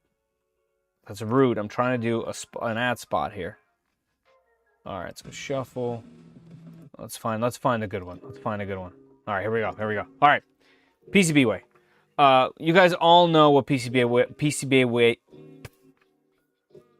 The FlashForge messed me up. You guys already know what PCBWay is and does. Nice side quest. Yeah, I'm still on it. They're a fantastic service. They have everything from injection molded to lots of 3D printed parts, all kinds of different processes for 3D printing as well. So if you need a specific resin, something more industrial grade, they have that. Obviously CNC machining, they have laser. The services are vast. Here, let's go to their actual website. Obviously they have PCBs, even flexible PCBs. Also, they assemble them as well. So they don't just make PCBs, you can get them fully assembled at this point. It just goes on and on and on. There's so many things you can do. Throw in a CAD file, select the type of process that you guys want, and then check out the pricing, because the pricing is actually decent. But today, I want to focus on the section that we have been checking out every single other time we've done this ad spot, and that's this shared projects area. As you can notice, it opens a whole different tab, takes you away from the original page, and I think this is really cool. Actually, Multiboard is trying to do the same exact thing, which I welcome. So this brings the community together. This lets you put together a project that you might have and put it on PCBWay for other folks to purchase it. And if somebody purchases it, you get a small kickback. Well, more than a small one. I think it's 30%. So they will not only put together whatever it is, whatever components are available. You know, the more the user adds into the system, the more, I guess, products that they have, the more the PCBWay will be able to give you back. So sometimes I've seen people just put projects on here and then you have to do it yourself. You have to print stuff or whatever it might be. Or you can have PCBWay do the whole thing. And I think that's where the value add is. That's major. And I think it's pretty cool. Like, here's a whole new development board with a CH32 in it, just as an example. But let's find something. Let's find a project to look at that involves 3D printing, because that's what we've been doing. And I kind of like it. Look at this focus wheel. That's nice. Desk companion designed to help you stay focused, managing study sessions, take effective breaks. Kind of neat. I might need that, actually. Let's go. There's a button that I miss every time. So these are videos. These are nominees that need a vote. Okay, so they have, oh, okay, contests. So you can vote in contests. But let's go to projects. Is there any specific one? No, we don't really want to do that. Feature projects, maybe? No, I kind of want to just see what type of categories. So let's go into a 3D printing category. I'm afraid we're going to be missing out on some cool projects that have 3D printing in it by doing this. But I think it's only fair to check out 3D print specific on a 3D print specific stream and channel. So let's go into 3D printing and let's see what kind of stuff we have here. Project Scribe. Simple, reliable, open source system that helps you capture the meaningful moments of your life. It leverages thermal printing. Okay.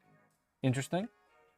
I think we looked at the hue lights by Alexa. 140mm fan mounts for 3030 extrusion. Interesting. So that's auxiliary cooling for larger machines that use 3030 extrusions. Kind of interesting. Raspberry Pi PicoPad, gamepad. Let's check this out. Because I'm wondering what the controller actually looks like printed. Okay, so they kept it kind of open. So this involves a Raspberry Pi. It involves this custom board, a whole bunch of components being soldered onto it. Let's see. Yeah, so here it is. IoT Connect. Here's the other side where you put on the buttons. Okay, so that's cool. There's a little joystick on the bottom. Oh, kind of like the old N64 controller in a way. Interesting.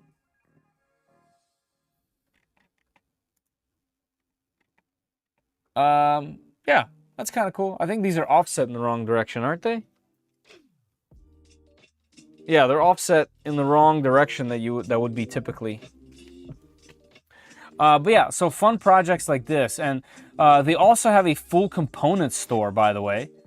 So if you go to store, you can get literally full-on electronics. Here's the TS101 soldering iron. 56 bucks. That's literally competitive. That's what it costs everywhere else. You can go from bearings to whole Raspberry Pis and screens. Literally components for PCBs, including some already pre-assembled ones. So this is stuff that people don't really know PCBWay for, and that's why I kind of want to include it into these things all the time, because I think this is the part that sets them apart. Not only do they do all the services, but you can buy all the components here. They literally can help you bring a full-on product to life, which I think is just really clever. Here, let's take a look at one more, and we'll jump back in to our next unboxing. See if something catches my eye. Solder paste dispenser. Interesting. Over-engineered RC replica of a classic that shaped an era. Interesting. Raspberry Pi Zero portable music player. So it looks like this category doesn't get much love. Like, obviously it has plenty of really cool projects, but I've seen these already. Which I wonder if all the other categories are getting more love. Okay. We're gonna click here. Obviously, it's in line with a bunch of things that I do here. So this is cool. This is called a Gacha SP. And the idea of this is it takes the Nintendo Game Boy Advance SP, that's usually a clamshell that opens, and just compacts it as far as it goes to this super compact, small, you know, non-opening device, almost the same size as the closed SP, but all open.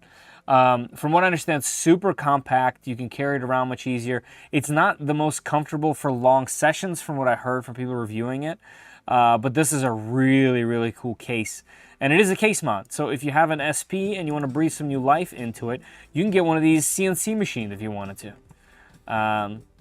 Yeah, final revision, sure, yeah.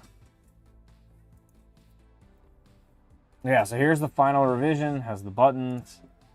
Kind of see it here. So this is transparent resin, it looks like, with some really cool resin buttons for the SP. Neat. Gold flake too. Is there more photo examples? PCB can be purchased here. Right, because the bottom requires a custom PCB. Let's see what it looks like. Yeah, right here.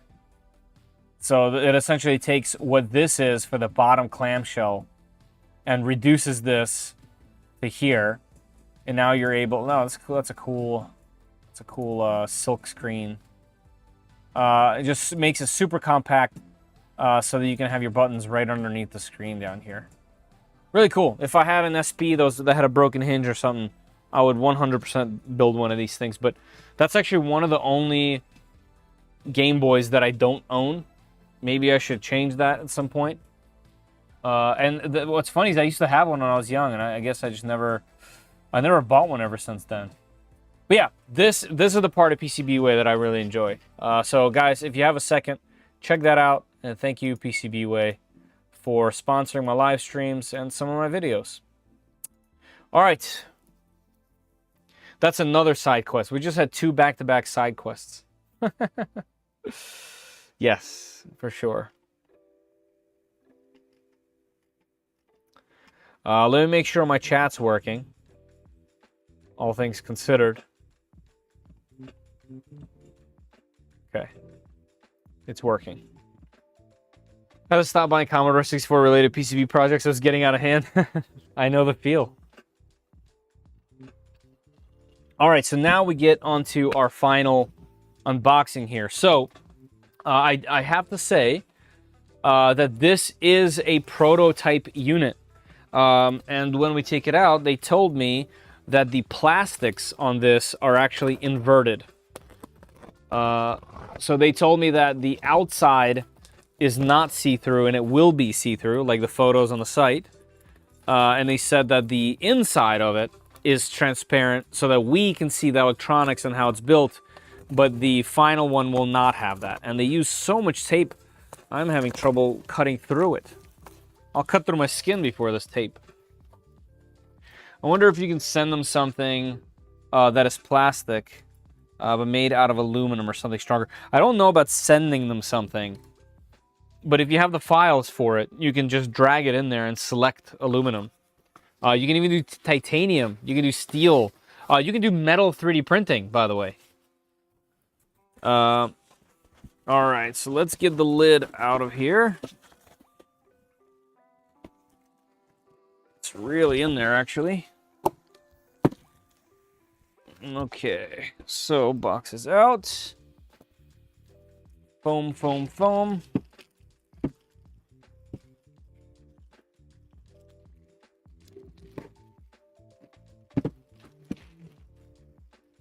All right. Let's see what we got here. Here, let's do this view. What do we have in here? Thank you for being one of the first to try the Sunlu AMS heater. Your support means a lot to us. Well, it means a lot to me as well. We have some screws. We have the hinge mounts and a very long Allen wrench for that. And of course a power cable because it will be powered so that it can heat. And this has some kind of film on top of it. I wonder if we can remove that film. I'll mess with that in a bit. So here is the main part.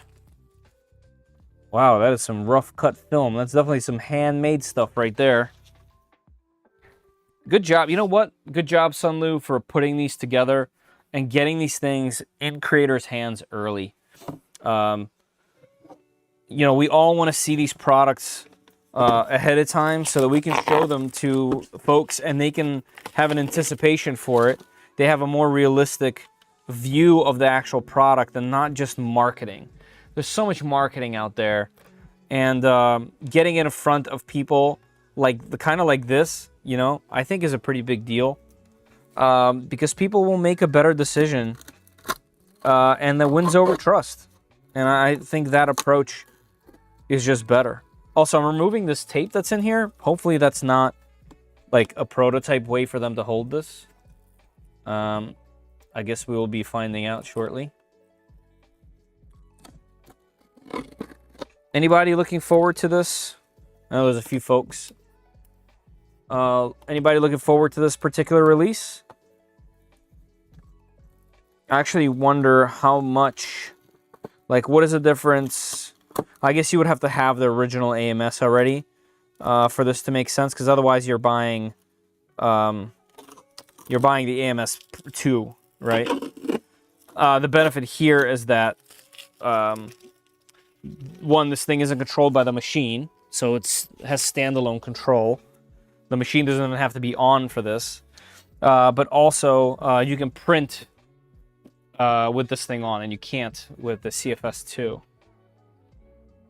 Most def.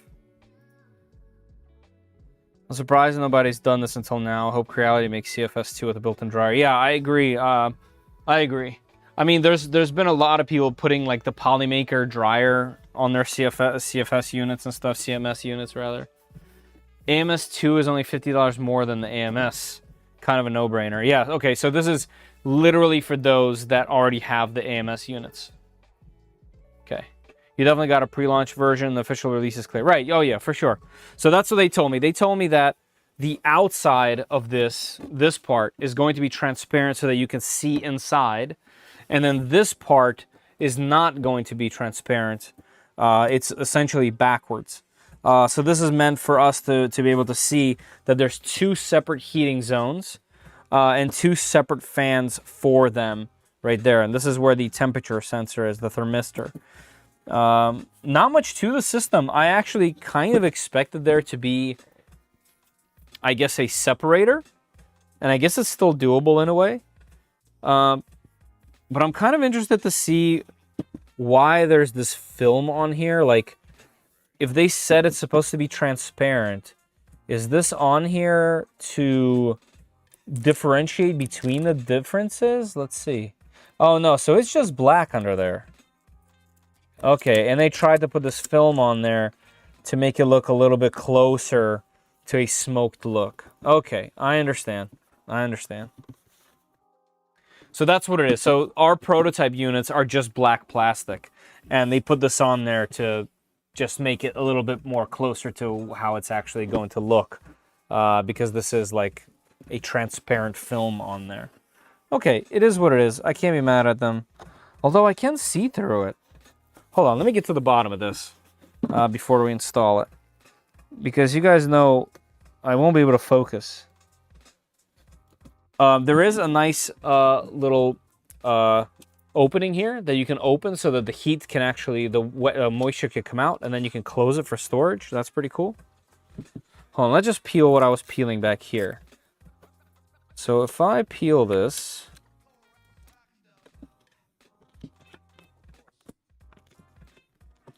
yeah, I can see through that. So wait, why did they do this? Okay, I'm just gonna assume it's to be able to tell the difference between the prototype units and not, or something like that. There's got to be a perfectly good explanation, because you could see that. Can you see my hand through there? There you go. So you guys know how my brain works. I'm not gonna be able to let that thing sit. I'm gonna peel that. Warranty voided. That's okay. I don't really mind. All right, let's get this installed. Currently using the shoe dryer mod. Nice. Whoops. That's going to be a tangle. It'd be nice to see the outside and inside are transparent, but if you aren't able to see the tech in the release models, yeah, I don't think you are. I don't think you are. I do like transparent products, though. Like, I'm a huge fan. A lot of handheld stuff that I do is transparent. I love seeing inside of there. Obviously, CNC is fun, too, but definitely enjoy see-through transparent electronics. Here's a classic AMS situation. There's broken filament inside here, and I guarantee you it's broken in more than one spot. I'm going to try to go gentle. Nope, we're good on that one. Got lucky. But I definitely I've had many issues with the AMS breaking filament on the inside. All right, the filament is out. I think we can keep our little desiccant things in here. I do want to take these out because they're just unsightly.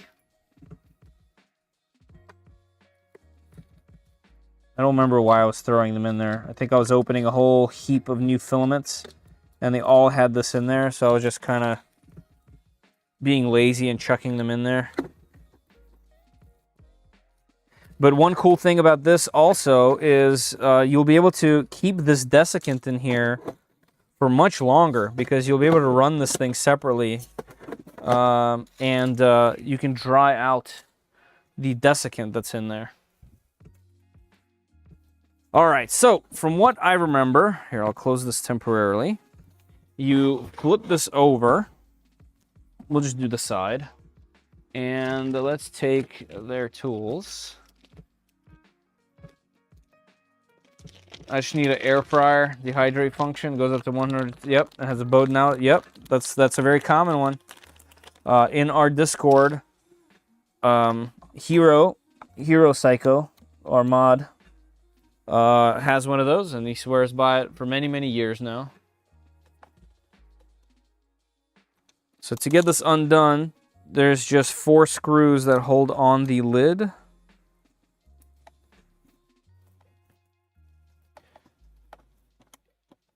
So there we go, that's 2. Drop them out. That's interesting that we got new hardware as well. Could just reuse this, but I guess it makes sense to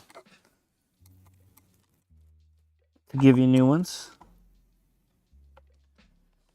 But yeah, I kind of wish I timed this this installation just to see. My Ninja only goes up to 90C, which does the, yeah, 90C is plenty. The new Creality Space Pi 4X goes to 85, which is also really good. I've been putting all my engineering grade filament in there.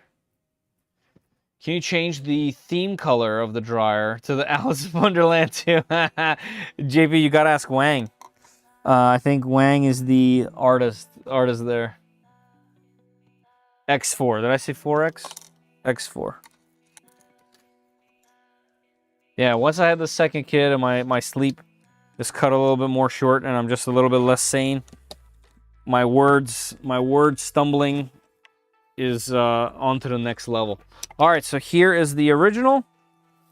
Interesting. So they have their own. Will they fit on there at all, or are they different? They fit. They look identical. Interesting. I still wonder why they included new ones if they could have reused these. But you know what? We'll keep going. Throw that on there. Throw that on there. Okay, so for this one, I believe they just slide on, right? Yep, here's one. There's 2. And then we just place it down like that. Face that the right direction. There we go. All right, let's install them. We'll get the new ones. I won the Space Pie Plus and bought the 4X. Nice. See if Wayne can swing it. Oh yeah. There's a lot of these screws. There are different lengths. I'm just gonna YOLO this. Although something tells me I shouldn't. Also, these are like painted over and a little bit tougher to get the Allen key in there. But they do make it easier to reach in like this, like I just did. So it looks like we have to self-tap these bad boys. There it goes.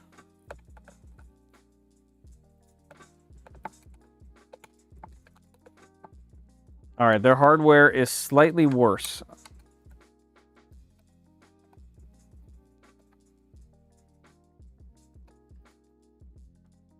But it's going.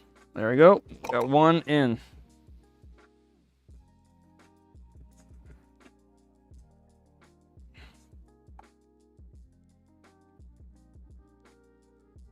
I don't have an extension long enough to be able to use a my Hodo, and neither Hodo will fit into this little groove there. The dryer has its own power supply. It does not have its own power supply. It has its own cable, power cable. Well, obviously it has a power supply of its own in there, but what I meant is it's not a detached power supply. It must be built in. All right, there we go. And let's get this one. Ooh, this one's way easier. Yep, that just threaded real easy and fast. Sorry, that's what I meant. Got it. Yes. Okay. Yeah, kind of like the CFS when you're adding a CFS unit to the K1. The CFS unit gets its own power. All right, we got those on. I don't know what these are for, so I'm going to throw them out. Classic. All right, so this should be ready to rock. Let me plug it in and see what it do.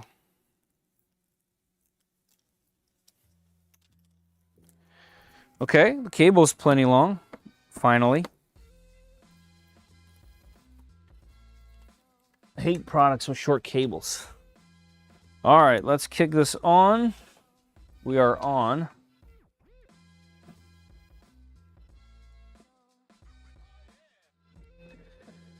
And there you go. Power is already on. Very familiar screen. If you guys have any Sunlu heaters, this is the same screen as always. We have a set button where we can change a bunch of presets, the temperatures, and the time. So it looks like right now it's set to 50°C, even though inside is 25°C. This is Celsius, we don't need that. There we go, so we can change this to, let's see how hot this thing goes.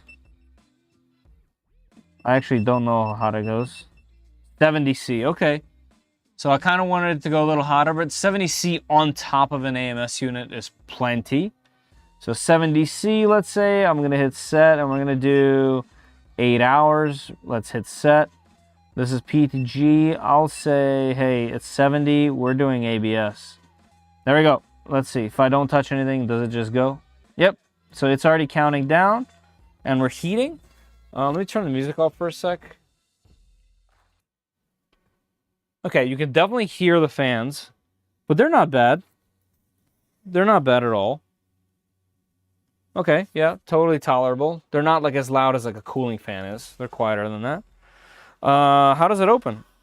Okay, so do we lose the functionality of these things? Of the...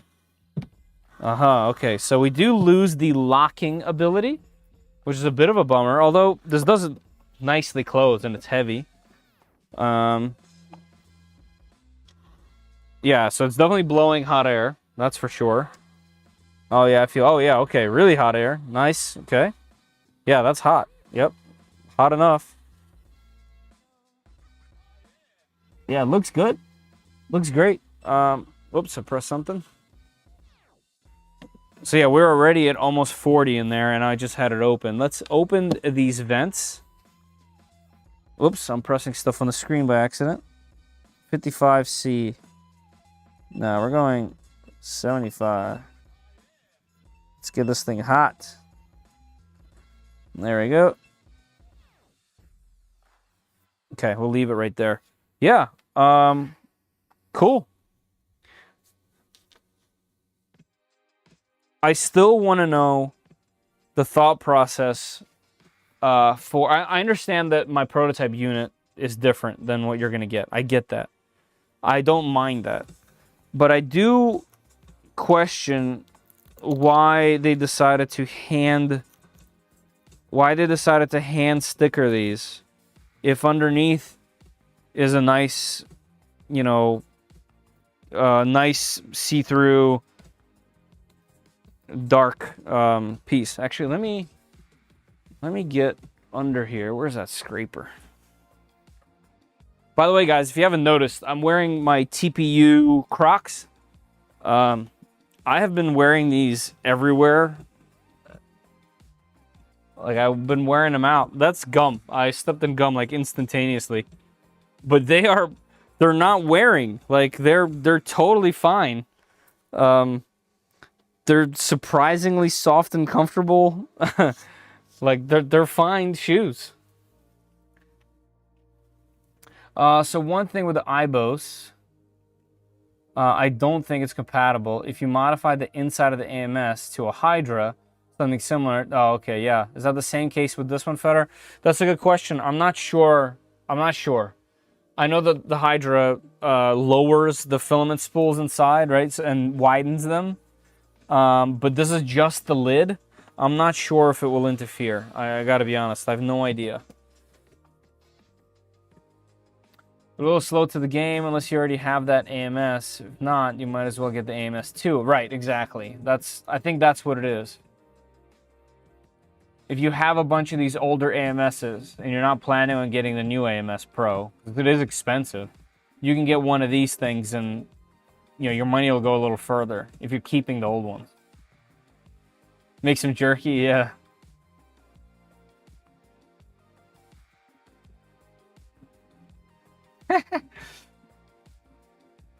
Does it have exhaust? It does, right? Right here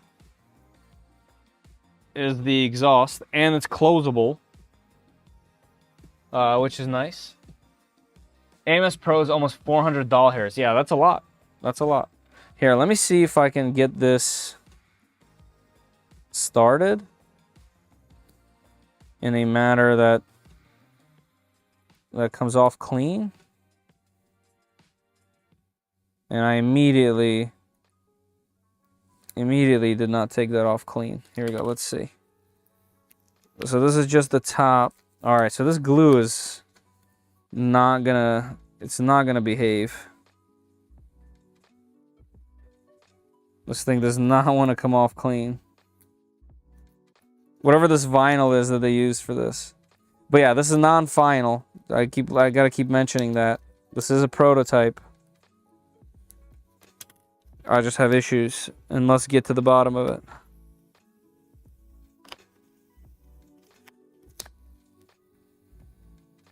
So why have transparent electronics and not this, even for the prototype? Okay, so it's just not pretty plastic. That's what it is. The plastic that was used to make this is prototype quality. It's not like a shiny, transparent. It's just a regular old, you know, they got this thing molded.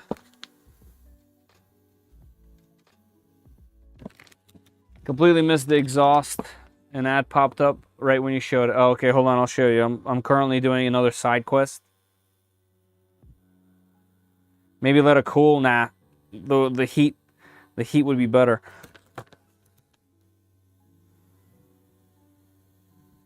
Here it goes. We're getting it.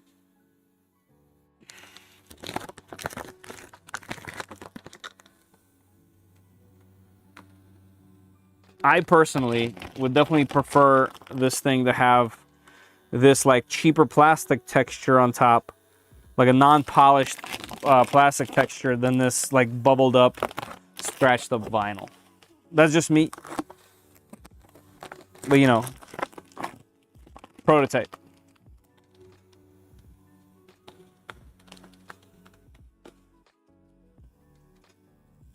Yep. By the way, trick for anyone who for some reason doesn't know this, if you guys took off a sticker and you left some goo, go back and put the sticker back on. Put it back on that spot where there's leftover glue. Rub it on there and then remove it a couple times and it will pick up said leftover glue and you will have a smooth spot again. Like that. All right, so let me show you the difference. So, I mean, you guys can see it on the front here, right? Like, see the bubbles and whatnot. But really, it's like this. It's just the good old regular plastic. So that's why it's like that. They wanted it to be, they wanted it to present a little bit better. The top is getting plenty warm, that's for sure. You could almost, I would almost say that you can put filament spools on top of this thing even. Satisfying, yeah. There's a lot of grip there. What's your secret? I think warp works. I think my friend Wang from FlashForge would be able to help out if you need any assistance. So with this open and running, let's put some of these back in here.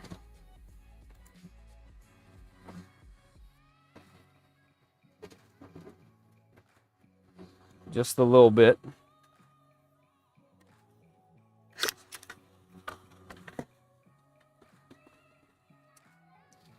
There we go.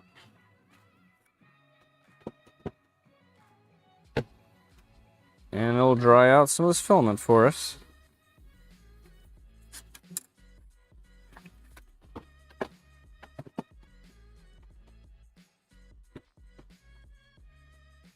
And the desiccant that's in there. Nice. Cool product. Very easy, simple to install. Super straightforward. I dig it. I wonder if there's a way... I wonder if there's a way to add this thing back on. This little knob or something. Just to keep that logo back on there. Yeah, the fact that you can't close it anymore, lock it anymore, is interesting as well. I wonder what kind of role that will play. At the moment, I don't think it will. I don't think it'll play any role. But it's possible. So, I have 2 AMS Pros. Love them. I also have 4 AMS HTs. Sorry, but the Sunday I wouldn't trust being away from it with it running. This Sunlu, you wouldn't trust it? Bought a Space Pi 4 with your link. Nice. First of all, thank you for that. I appreciate that. You have a lot of AMS HTs.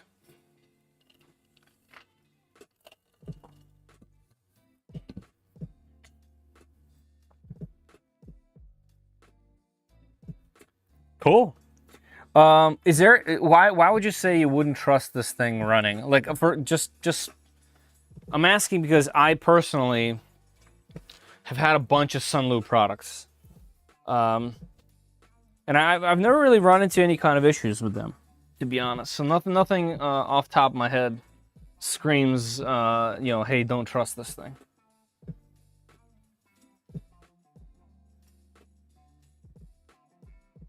All right, guys, so let's do a little bit of a recap for all the things that we just saw, right? I didn't, now that I sat down and got comfortable. So we got declogger, or no-clogger, sorry, no-clogger. I don't remember where I'll put that tool, but this is really fun to play with. So we got this, we got the light, we got this. stand from Minchin. We got the Sunlu, and we got the newly updated. Actually, let me see what the hot end looks like in here.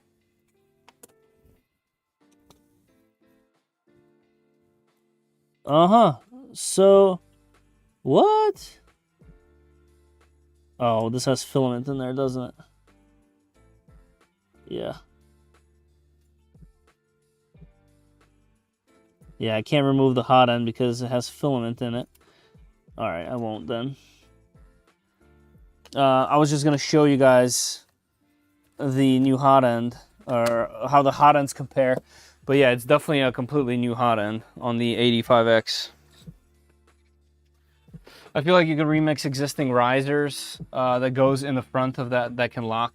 You just have a dryer cover slight angle. Yeah, like that. Yeah, upward. Yeah, maybe. I don't think it's that important. Like, this thing has some heft. Like, I can't just like lift it like this. Like, you need to kind of grab it. Almost needs a handle. But yeah, I actually kind of like that the interface is the same, like as the others. You can, you know, if you have Sunlu heaters, this thing fits right in. I do like the fact that AMS units are now heaters as well. Like, the Space Pi is so nice. What if the Space Pi was a CFS? You know what I mean? Like, that thing would be amazing. So I think that's where everything is headed there. But yeah, just to do kind of a little recap. So we got a couple things. So one, YouTube official... An official sweater.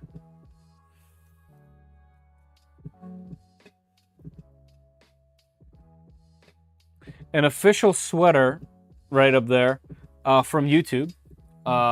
That's cool.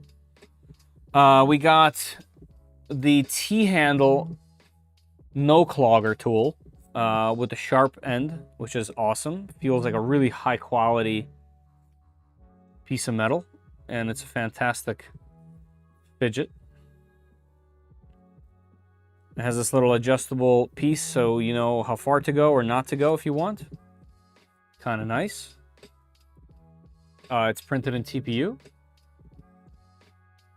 I think the dryer is more ideal than my existing dryer mod that blows from bottom. Might be heating my electronics a bit. Thanks for that quick overview. Yeah, absolutely. Also, fun fact, I live in San Bruno, California, where YouTube HQ is located. Nice. They're walking distance from me. Oh, that is pretty cool. Seen anybody with these sweaters? I've never seen them.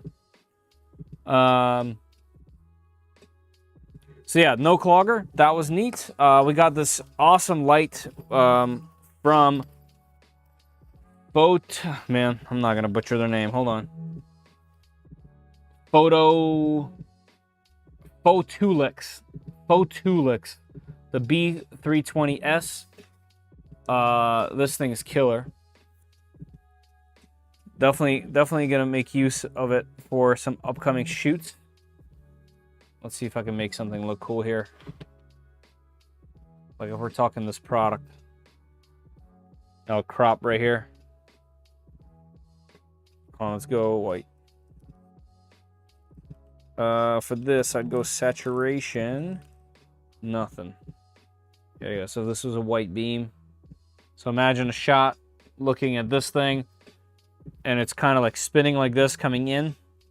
And then at the same time you go, you know, cool. Magnetic, which is amazing. I don't have anything steel here, do I? my lamp.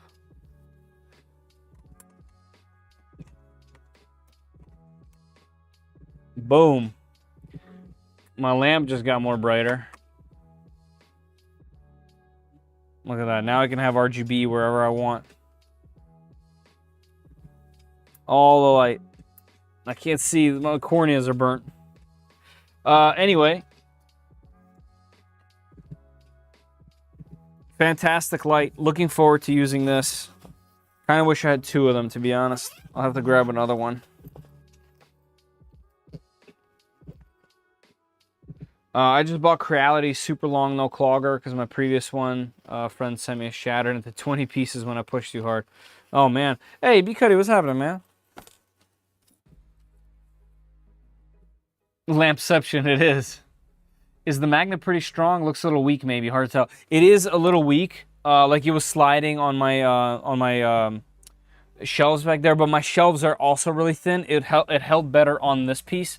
Yeah, I bet you if there was more like actual steel, it would be much better. It does hold itself though. Would have been here earlier, just watched Superman. Worth it, dude. It's all good. Just unboxed a bunch of stuff, you know. But yeah, no-clogger, fantastic tool. Maybe a little bit on the pricey side at $17, to be honest. I haven't used the glue yet, but really interesting cap design. So looking forward to using this CA glue specific to 3D printing.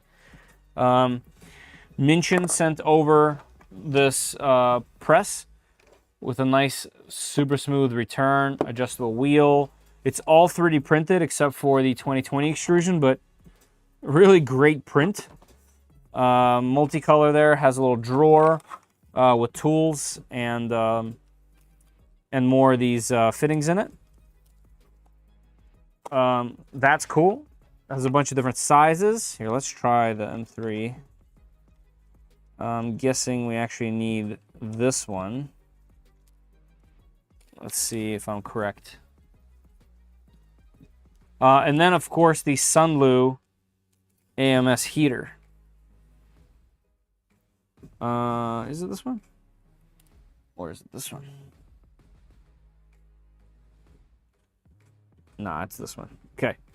So we would screw this on.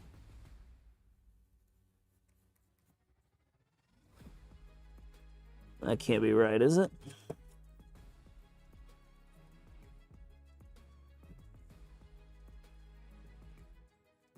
Hold up. Heater core. This should be screwed in all the way like that. This slip down into there. There we go. That's looking how it's supposed to.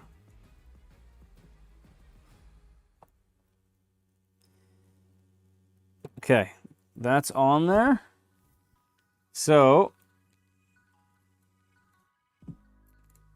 yep, cool. So you'd put this in the part, you would hold it with your tweezers, and you would come in here and just push down on it.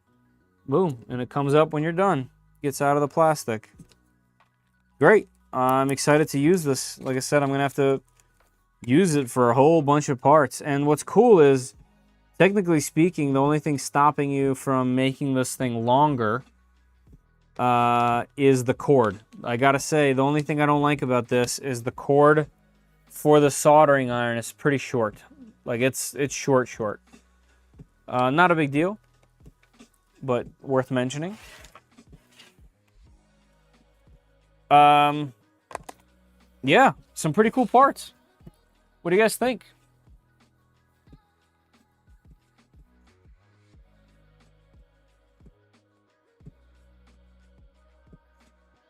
I'd be going Frax over any other heat press.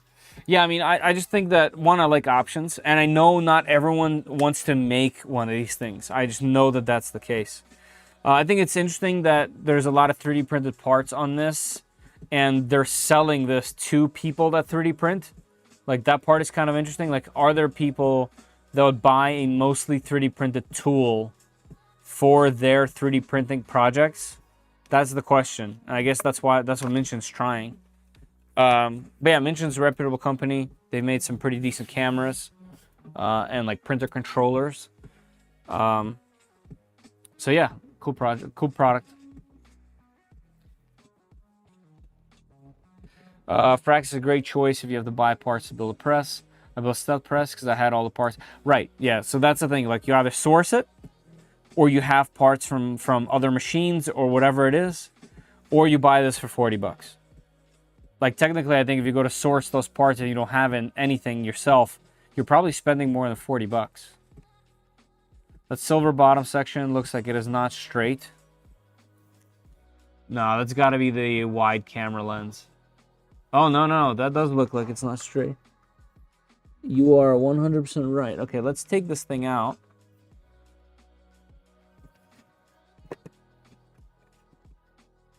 And see what it do.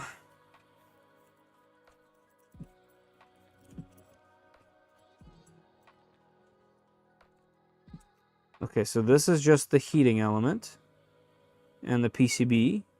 Okay, we'll leave that in there. No need to take that product apart. All right, so what's up with this part? So it's not this. This is straight. So it's just the way that it was screwed on. All right, so let's put this back.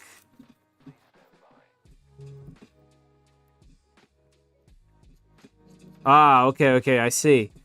This needs to go on first. And this holds this inward. Okay. Flip that in. Aha, plastic threads. Let's get that in there all the way. Okay. Is it this part?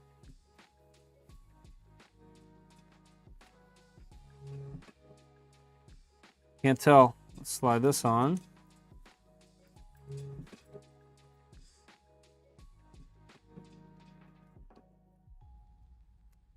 Okay. Yeah, there is a bend in it. I'm gonna apply some force and see if this thing can handle that. It can.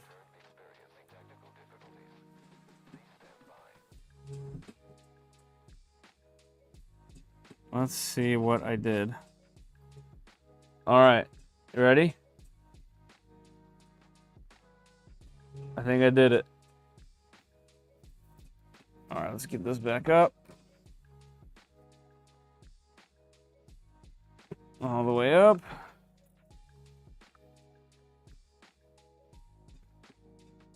Does that still look crooked?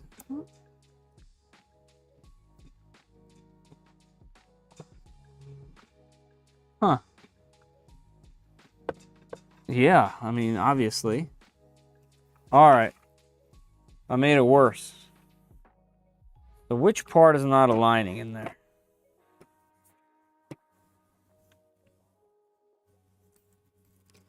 So the plastic thread skipped.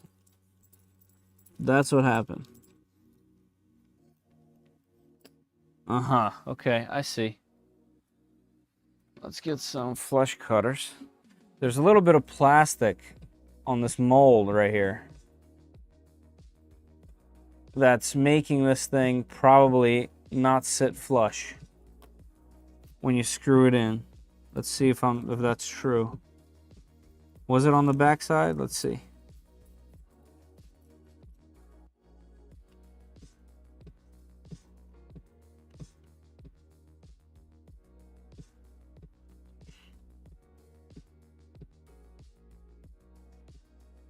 Okay, let me unscrew this.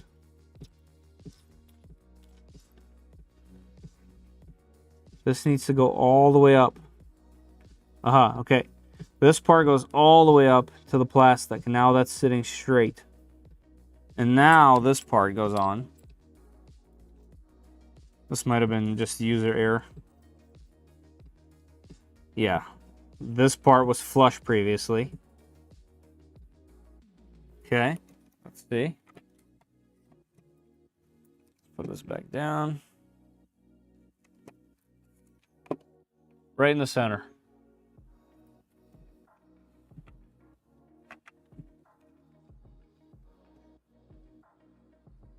Right?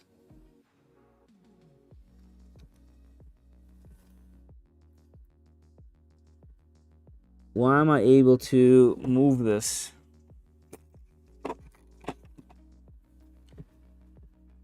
Am I just not getting it tight enough? Like, I am able to tighten it more. Okay, let's just go until I can't anymore. Okay, there we go. It's about as tight as I'm comfortable putting that thing in.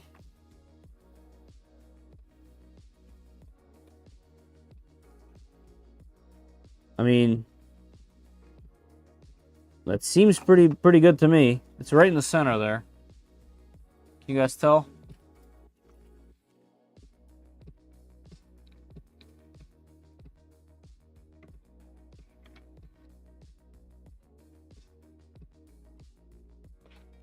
All right, so it's not the highest quality thing in the world.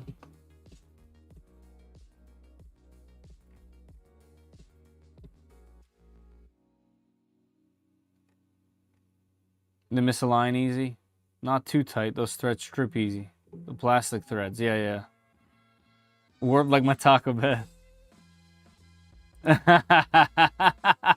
Hey, man. That's what it looked like. Another side quest. I have been doing these.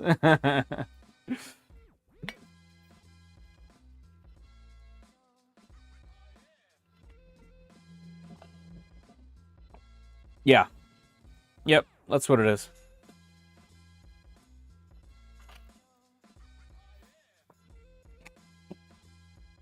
Chinese irons, that's right.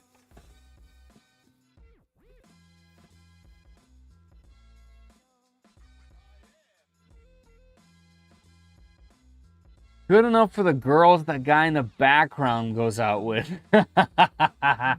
Wow. True. How's this thing doing? Oh yeah. Okay, so we're at 69 degrees. Hey. Not 98 degrees. Specifically 69. I'm just gonna combine all these inserts. Nice. And are these the same? Yeah, they're really similar. All right, let's put all the heat inserts into one little bag. It's getting hot as Hades in this room because of the heater over here. All right, y'all. I'm gonna probably run the contest, the filament contest, a little bit short. So, guys, why don't you sign up if you haven't already? There's a pinned comment on top of the chat on both YouTube and Twitch. That'll take you to a gleam.io link like this right over here on my screen. Go ahead and fill that out, and Polymaker, this is a Polymaker contest. I'll be choosing one person. You have to be present to be able to win, and hopefully we get you some filament thanks to Polymaker. So why don't you guys jump in there now? It says 22 minutes left, but I'll give it a couple more minutes and I'll end it early. So if you're sticking around and you want the chance to win a spool of filament, can be international, hop on in.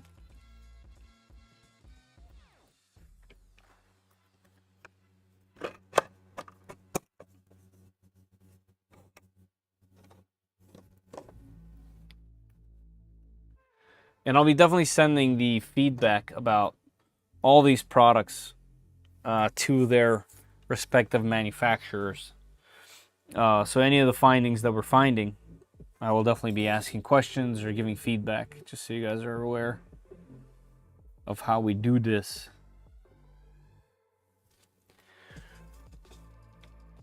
So one thing I'm digging about this, and this is kind of like a interesting thing, is all of my other heaters I can't use here because they throw heat down low and they warp these. I'm on my second one of these desk mats, work mats, because one is completely warped and I couldn't unwarp it after I think it was the, not Space Pie. Oh yeah, the original Space Pie did it first. And this is has the unit on top, which is kind of interesting. It gives off heat. And yeah, we're blowing some air out of there. It's hot. It's very hot. Kind of wish there was a light also. Would be nice. I got my filament from them next day from Amazon. Nice. Yeah, next day is pretty good.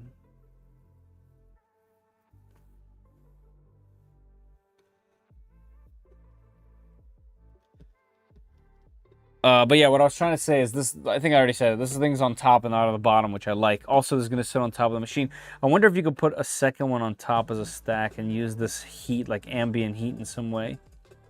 Maybe. There's probably ways. All right, guys. I think we're going to pull a winner. 54 people entered. 50 rolls during Bamboo's sale past few weeks. Nice. Yeah, Bamboo had a big sale too. Yeah. Need a follow-up live stream on your Micron 100%. Yeah, there's the Micron that's still in limbo. I need to do the software for it first. Then there is the Creality K1 Max with all those mods that we did in limbo. There is the Death Racer build in limbo. There is the A1, the A8 printer build before the MK4S gets turned into a Core 1. The Core 1 build is also a live stream pending. There is a Creality or Piocrete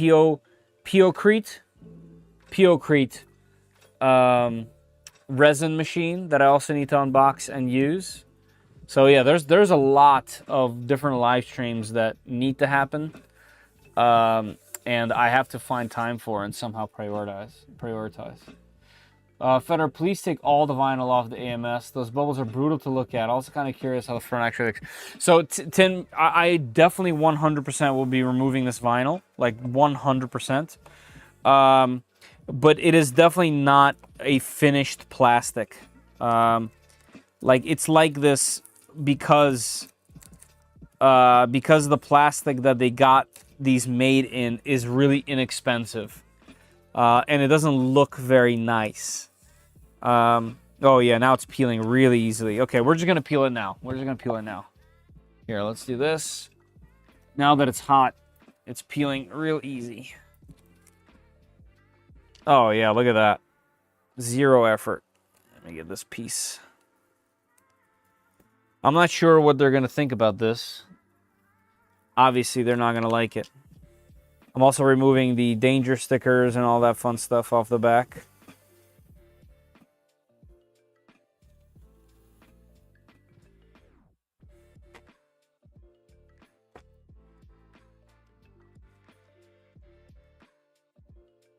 Oh, that adhesive is brutal on this stuff.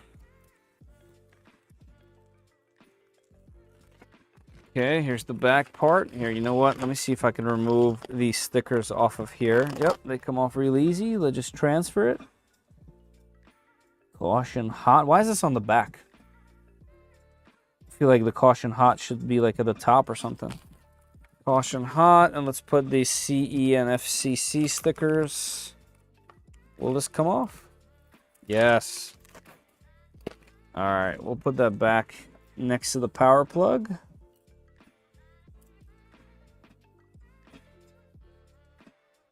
Okay. Wang would be proud.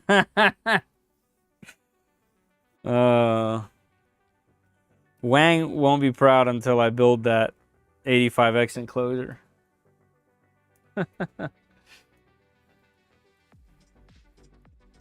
Bamboo is having a sale on filament because of Polymaker. They rebrand majority Polymaker filament. Oh, really? I did not know that, actually.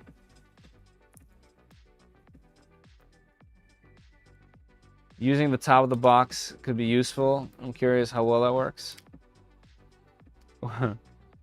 Just couldn't resist. No, I can't. I peel every sticker always, all the time. Every car ever has the badge. Let me know if you need help reviewing machines. Hey, you already know. You already know there's a couple headed your way. A lot got done, by the way, this week at the house, just so you know. We're getting closer to plumbing running through here. And that's why everything's stacked over there in that room. And all the machines and whatnot back there too, just because plumbing has to be finished. And that's the last step. So my shower just got built. The sinks are up. We're waiting on a piece of granite. So as soon as that stuff is in, plumber comes in, and then this basement is also done as far as construction goes, and I can get on with those machines. All right, let's get to the front over here. All right, I got to be careful around this display to make sure it doesn't pull anything. I mean, it is more transparent with this off.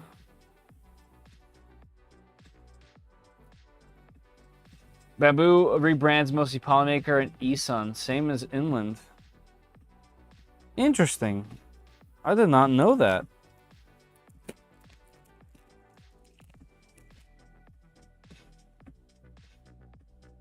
I would lose it if Wang won the giveaway. I think everyone would lose it.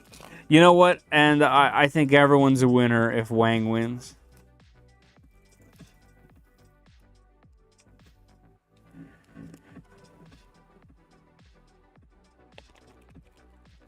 Oh, I just realized you lose the logo. Well, when I get there, I'm actually going to cut it out and put it back on. Oh, I see. I can see the electronics. And they're not unsightly, but you can see wiring.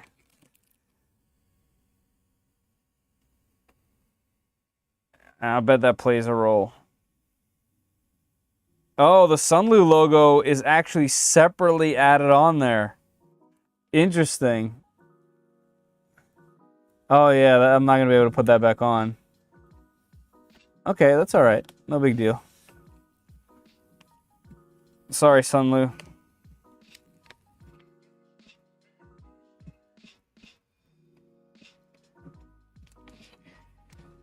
To me, this looks a little better. Ooh. Some solid adhesive.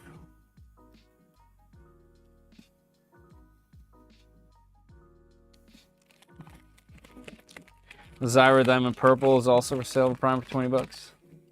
Looks nice and shiny. Nah, it's not shiny. It's got this, well, I mean, it is shiny. It's got this, like, cheap, you know, non-polished plastic look. And I have a feeling that's why they covered this up. I don't blame them for trying.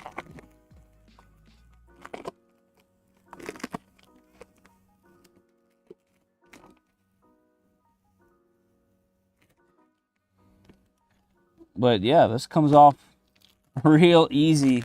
Super clean. The stickers are able to be put back on there. There you go. A little bit better. Yeah, you can kind of see the finish on it. It's not polished. You can definitely polish this plastic with a wheel and polishing compound for sure. Where's my small little LED light? Hold, please.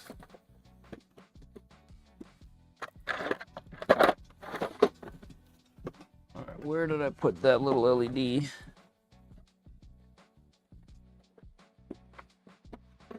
Should be here. Oh, okay, here it is.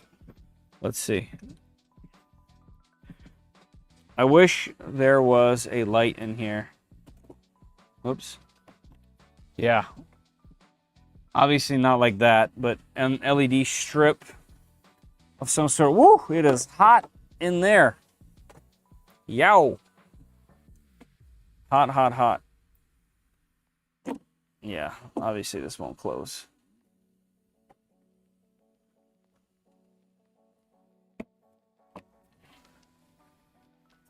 Right, you can't see through the front on here because the electronics are there. So how would you see in the final one?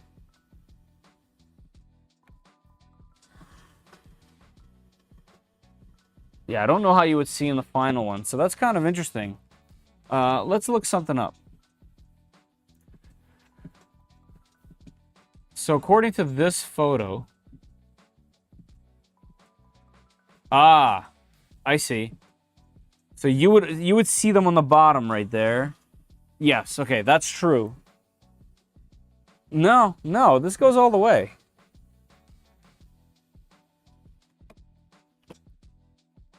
I don't think you would see the spools.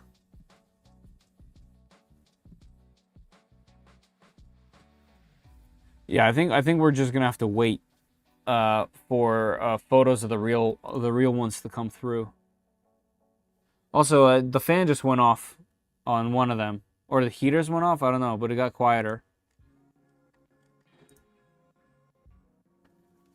You can see them on the side. You can see them on the side just like this.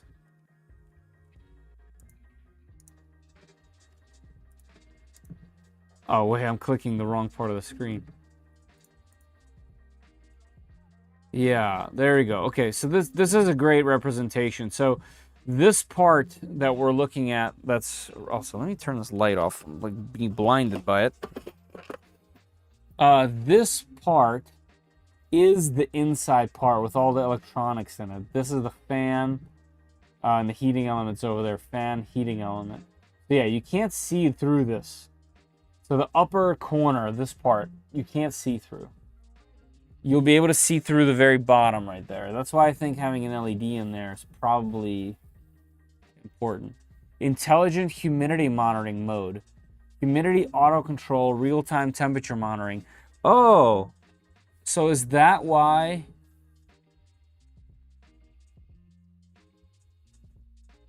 Is that why it turned off?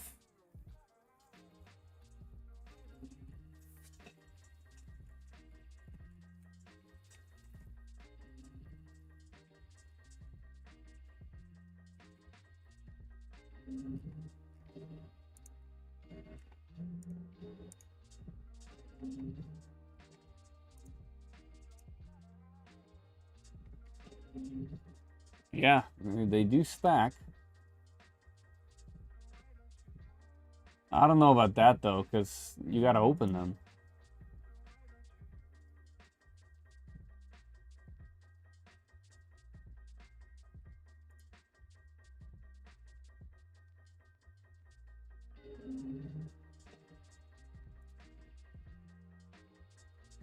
$70C in 20 minutes. Yeah, that's true.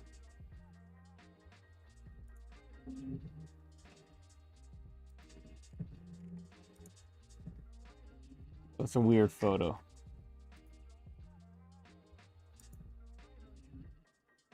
July 10th? Oh, this came out today. Make a Sunlu badge as front handle. That's a great idea. Did someone win? No, not yet. I got on a triple side quest. There's 7 more minutes left if you guys want to sign up if you haven't already. Feder, is the main cover injection molded? The one other review said it's solid like it's 3D printed. No. It's the 100% injection molded everything. It looks like it's 3D printed because I had vinyl on it that I just removed.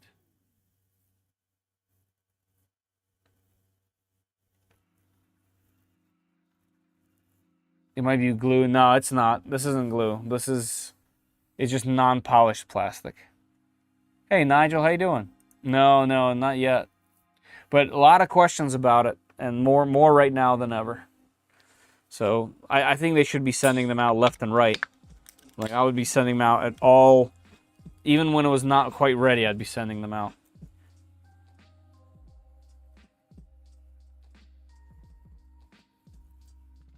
But that's just me.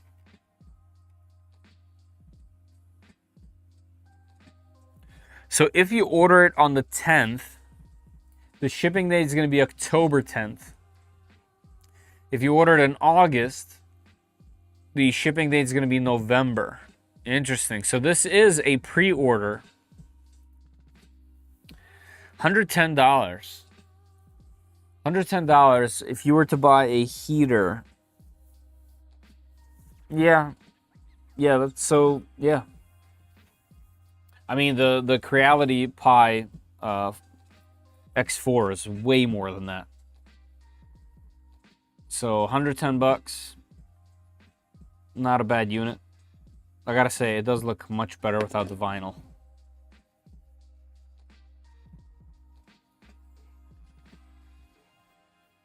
Cool. 4 more minutes. All right, guys. Sign up. We're gonna pool. We're doing it early. Let's see how many people are in there. 59.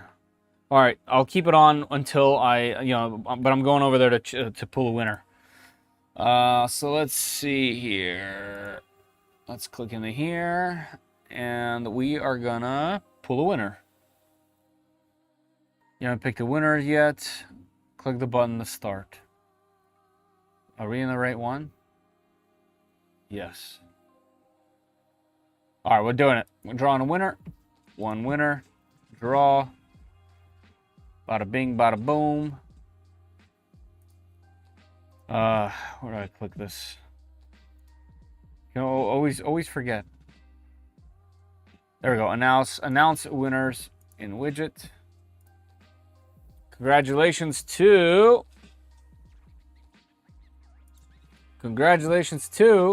Why is it not showing up? Did I pick the wrong one? Oh, you know what it is? It's because it's still running. Like a contest is still running. And it only shows the reward at the end.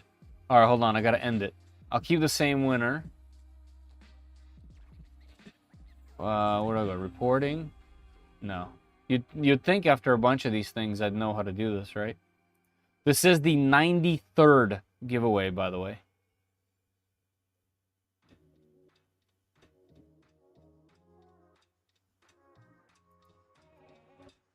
Okay, but how do I end it, though?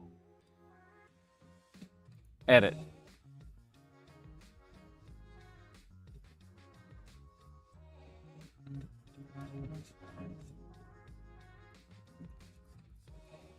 There we go. PM. Update. Boom. We did it. All right. Congratulations to Brian C. Brian C. Is this the Brian C? Actions, entries. How do I see this? Winners. Oh, it is. Yo. Rigged. Where's the rigged comments? Rigged. B Cuddy. Mr. 47. Congratulations. Yeah, there it is. Rigged. That's that's hilarious. No, not rigged. Completely random. Didn't he win last time too? No, I don't think so. Well, he's won before. Right, Brian? You won before. Yeah. Yeah, there you go. 2x winner. Awesome. Pre-recorded video. It's still pre-recorded. Dang. But if it was pre-recorded, Wang wouldn't have made an appearance, though. So. I'm actually using the roll way back right now. Nice. Awesome. All right, Brian. Well, you know what to do. Shoot me a message on Discord. Just as a reminder for myself. I usually do it like tomorrow or the next day. I'll give you the number to put in, and we'll get that filament over to you. Congratulations. Huge thank you to Polymaker for doing this and giving away spools like this for the live streams. It's fantastic. So, me and him won last time. No, it had to have been another Brian. I don't think B Cuddy won last time, unless Will. I remember you winning recently, but not B Cuddy. B Cuddy was a while ago. Then again, my memory is trash.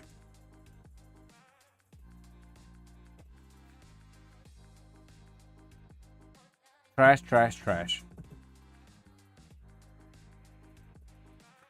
All right, y'all. That was really fun.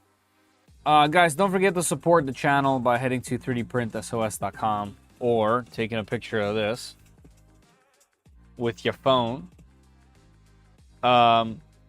And check out some of the merch there. Got some cool t-shirts. They're as low as possible in terms of price goes.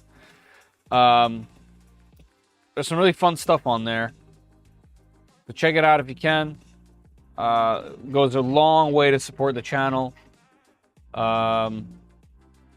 Or you can also do a YouTube membership or a Patreon membership. Both of those get videos early, up to 2 days. Right now, there's a video available that'll go live tomorrow morning in 8 hours. So yeah, check that out as well if you guys want to support the channel. I obviously would greatly appreciate it. Also, all the products that we unboxed and checked out here in the video, all those links are down in the description. So if you're interested in any of those, please go ahead and use those. That would help a lot. So another big thanks to PCBWay for sponsoring the stream, Polymaker for giving us filament for these streams, and Multiboard for sponsoring the channel. So, congrats to B Cuddy.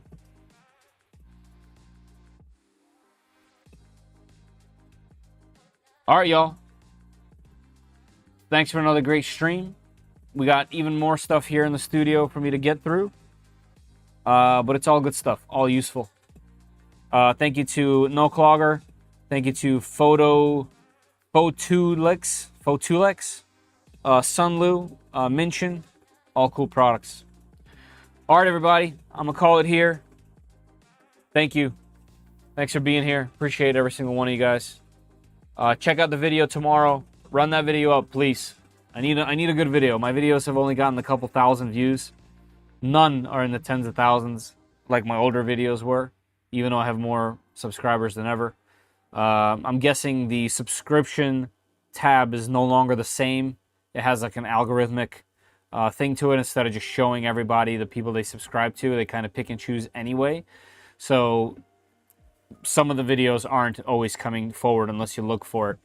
So definitely keep a lookout tomorrow morning for the video that goes on the channel, and just give it a peep, even if it's for a few minutes. All right, everybody. Hope you guys had a good time. Thank you. See ya.